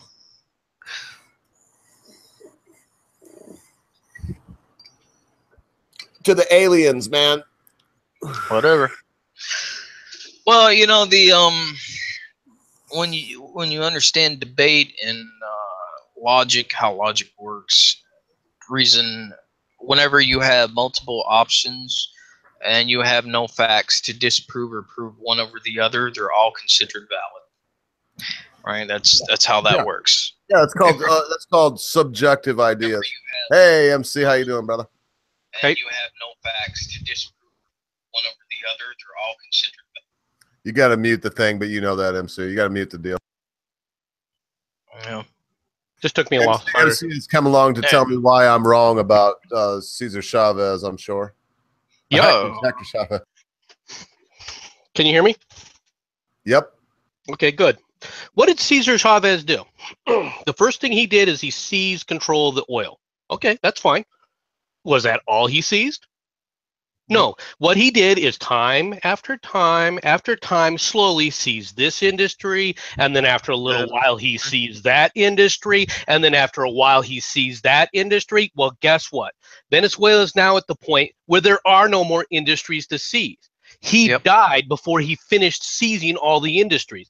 To think that somehow this man was great because the people were so well, just like all socialist dictators, you run out of other people's money.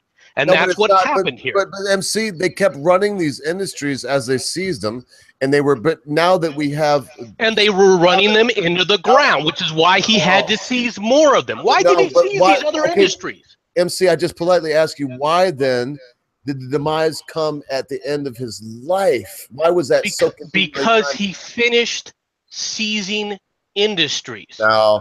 I don't see it that way, though, mate. I see that as okay, why was he seizing all these industries? Hang on, now I don't want to get crazy either. Let's all speak at one time. Go ahead, MC. You just got here. Go ahead. Why did he continue seizing industries? Well, for the state would be my guess.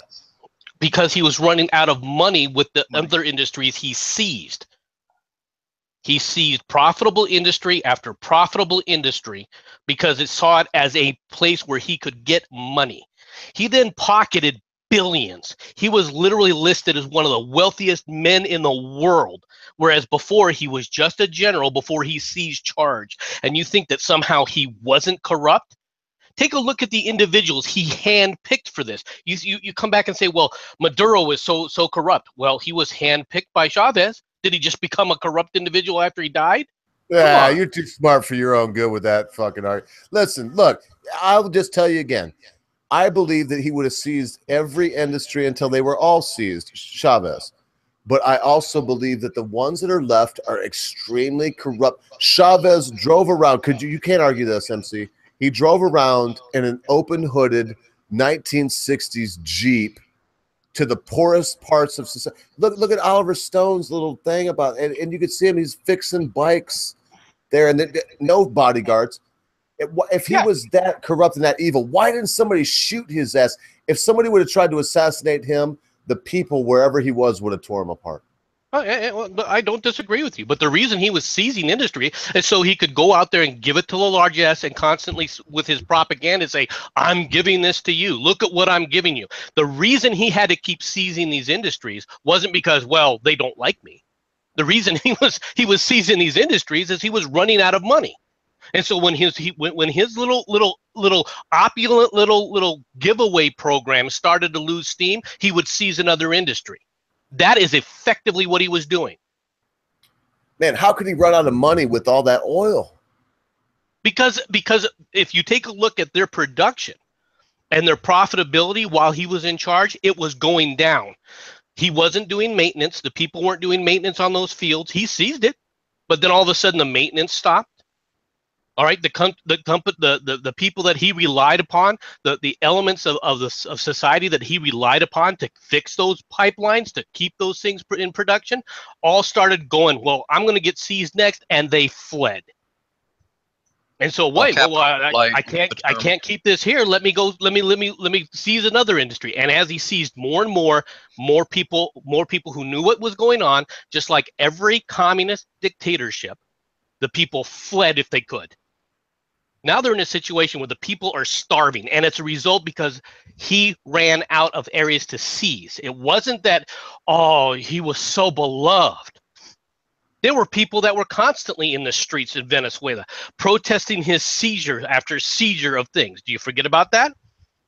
He wasn't as beloved as you think he was. Now, yeah, he did take care of two groups of people. I'm going to take care of the poor, like he said. And the other thing that he always made sure had food on the table and was respected was the military. Yeah, I think he was very beloved. I don't think that there was some hierarchy that wanted to take him out, of course, but it was probably because they weren't lining their pockets quite like they wanted to. It's because they were losing their freaking industries. They were being janked away from them and taken over by the states, and they were left with nothing. No, they were left with the same thing that everybody else got. A very good, like $3,000 a month, man. Good. Yeah. And now you see the result. He can't afford that anymore. The state of Venezuela can no longer afford to give all these freebies away, which is why the first thing they did, right, was just let inflation go through the roof. Well, everybody knows I'm anarcho-capitalist, so this is so far away from the way I think things should run, as it's about as far away from the way I think they should run as can be. But I've got to give it to Chavez. Oh, yeah, he's a great man. When somebody politically argued with him, what did he do? He sent out his little jackbooted thugs and freaking I don't dig that part, but I'm not going to say that he's a freaking Che Guevara or you know, no, I'm not going to put him with Mao. Or no, he's not. That's not it. I mean, he was not the greatest guy, okay? And he did have ultimate power, and they say it corrupts, you know, absolute power. But it looks to me like he did get corrupt in some ways. In other words, if MC and I are there talking like this when he was alive, they would come and drag MC away and probably at least beat him really bad. If he did it again, they'd probably kill him. But he never got more than two. You know, you got one warning at the most. So yes, there was the bad part, but for the overall citizenry, what I hate is when I think of the Venus citizenry became more indolent. Why aren't they popular? Why aren't they able to feed themselves? Because they quit producing food. Right. Okay. Well, why did they quit producing food? Because they didn't have to. They became indolent. That's what I meant. No, when but they I had the said- money to pay for it. That's so what if they got their food from Bolivia or from Mexico or from where? Who cares? Why are they starving now? Because they, like you said, because now the money's gone. And Right, because the money's gone, but the money went right into his. You don't see Maduro sitting up there starving to death. You didn't see Chavez's wife, who was also listed as one of the wealthy people in the world. All right, and after Chavez died, she was arguing about how she could get her cut of his wealth. Where she stood up there and said, "I'm not leaving the estate, the presidential palace." She claimed that it was hers. Mm-hmm. Do you remember this? Do you remember this fight? I'm not going to argue for his wife, man. I've followed him. Well, argue for his wife. This is what happens with every socialist regime. Eventually, you run out of other people's money, which is exactly what he did. To come back and say that he wasn't corrupt, that's just nonsense. Now, if she would have stepped in his shoes and carried on business as he conducted, if she would have set his elbow and learned how to do this thing that he did, what policy was different under Maduro that was different under Chavez?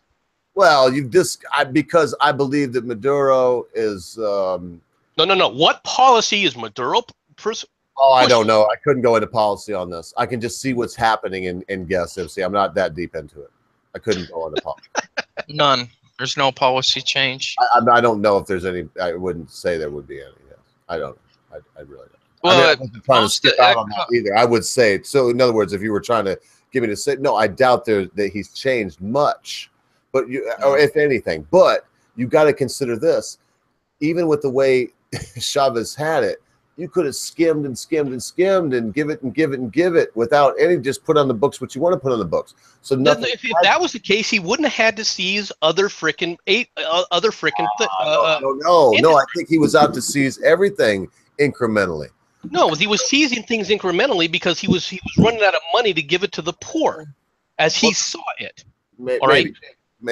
And he ran. And what happened was he died before he finished seizing everything, and therefore running out of other people's money. But the oil production in Chavez under Chavez had constantly once he seized it.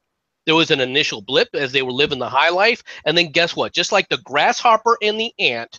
All right, winter comes, and that winter comes when you seize everything, and you can't keep seizing things to pay for your lives. You probably know I've told that fable about 4 times on my channel. So I do, yes, that's why I brought it up. All I'm going to say is that, in my mind, the problem is that the grasshopper had an ant at the household until Chavez died, mate. Chavez was the grasshopper. And MC, I want you to know, I would never stick up for any of the people I mentioned before. Not Castro, none of them. Gutierrez. I will agree with you that he didn't go out there and start the killing of his political enemies. All right, in that kind of a radical form. All right, you are correct that he's not Chavez, he's not Castro. I will agree with that. But to say that he was not a corrupt individual, to say that he was truly looking out for the poor, as he absolutely lived the life of Riley while he gave scraps to the poor and then kept seizing other industries with the intent of just being able to pay, all right, for what had already been done. The fact that he could no longer produce oil at the rate that they were talking about is a direct result, not of Maduro and his policies, because all Maduro did was continue the policies that Chavez had already initiated. It was the end result of his policy. Well, the only thing I'll concede in this is that he should have probably spent a little more of whatever his take or his cronies' takes were to keep the oil fields, to keep all the production up. I will say that his managerial skills, MC, were lacking. But for you to sit there and say that he was corrupt, you're pretending that if you were he and I was your minister of fun, that you and I wouldn't, take a little something. Not that we would want to hurt anyone, but we would also tell ourselves, probably very rightfully so, that we deserve this little something extra. But you're at the same time ignoring the fact that you think I would sit up there and tell people, well, this guy politically disagrees with me, kill him? No. Well, I really hope it, though, didn't he? Well, but Yes, yeah, but I would say that he did surround himself with some very poor choices, and it's evident. No, he didn't. He surrounded himself with freaking military. Military was a military. But it's evident now they were poor choices because look at the country; it's gone to. No. How was it poor choices? These were people that were his cronies. He surrounded people that he knew would provide protection. Yeah, well, that's the only thing, because obviously the country. I mean, you even said it? No policies changed. Very little's changed in the structure of the country. Why is it that it's just went boom? And I attribute it to they don't have that benevolent leader that put his final okay on things. It is not a coincidence that it went boom when they had nothing more to seize. Oh, they seized GM and a few others, but what changed under Trump's administration the first month he got in office? Most of the economics is perception more than anything. Yeah, but Venezuela was already struggling before Obama left office or Trump left office. No doubt. I'm just saying, when he was getting sick, it started to have trouble. When he died, it went to shit because people's perception of the economy changed. But even with that, the oil price, and no, you can't just sell more oil, because you sell more oil, it drops the price even more. That's how OPEC had the little war with the Middle East, is by producing or selling more oil cheaply, thereby driving the price down. It's the whole supply and demand side of economics that you can't fight. And printing up more paper does nothing but inflate it even more.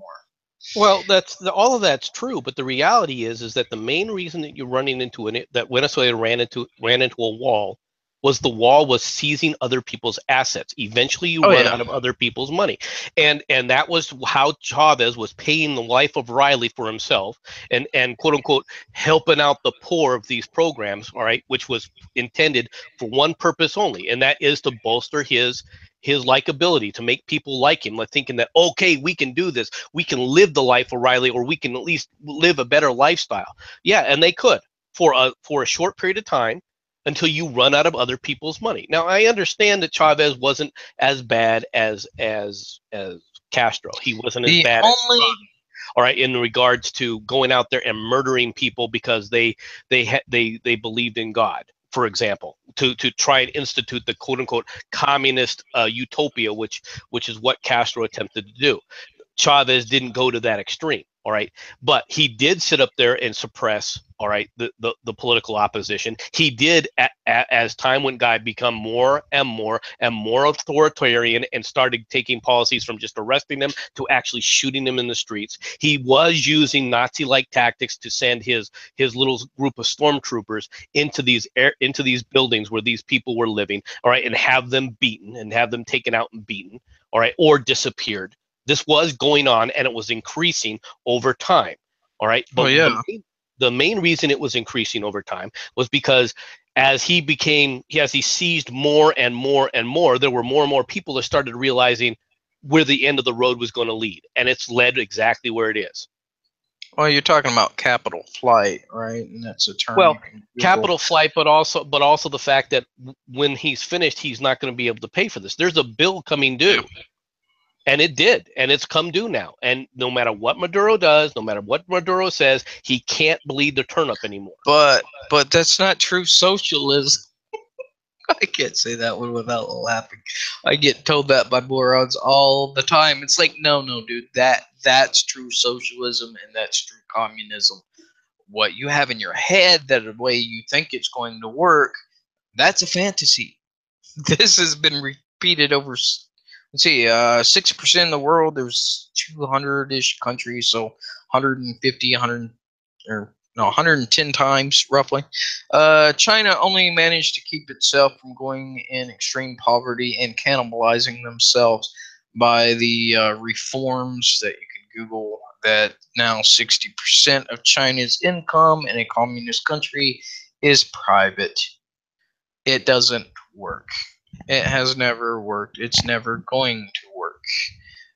Not socialism, not communism, because it defies evolution. It defies nature. It defies reality.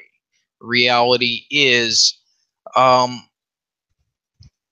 you do selective breeding. You know what the reality is, Ogre. Um, you can't reduce your stock to the lowest common denominator and make that your goal and expect to have increased productivity. You'll always wind up with less productivity. Or the old military saying, the convoy can only move as fast as the slowest truck. And with Yeah, and Mark is on his capitalism, stomach. can you hear me? Oh yeah, I just was Oh. saying it, and it goes on its stomach. Yeah. Oh yeah, military marches on its stomach. Yeah. But I forgot what I was going to say now.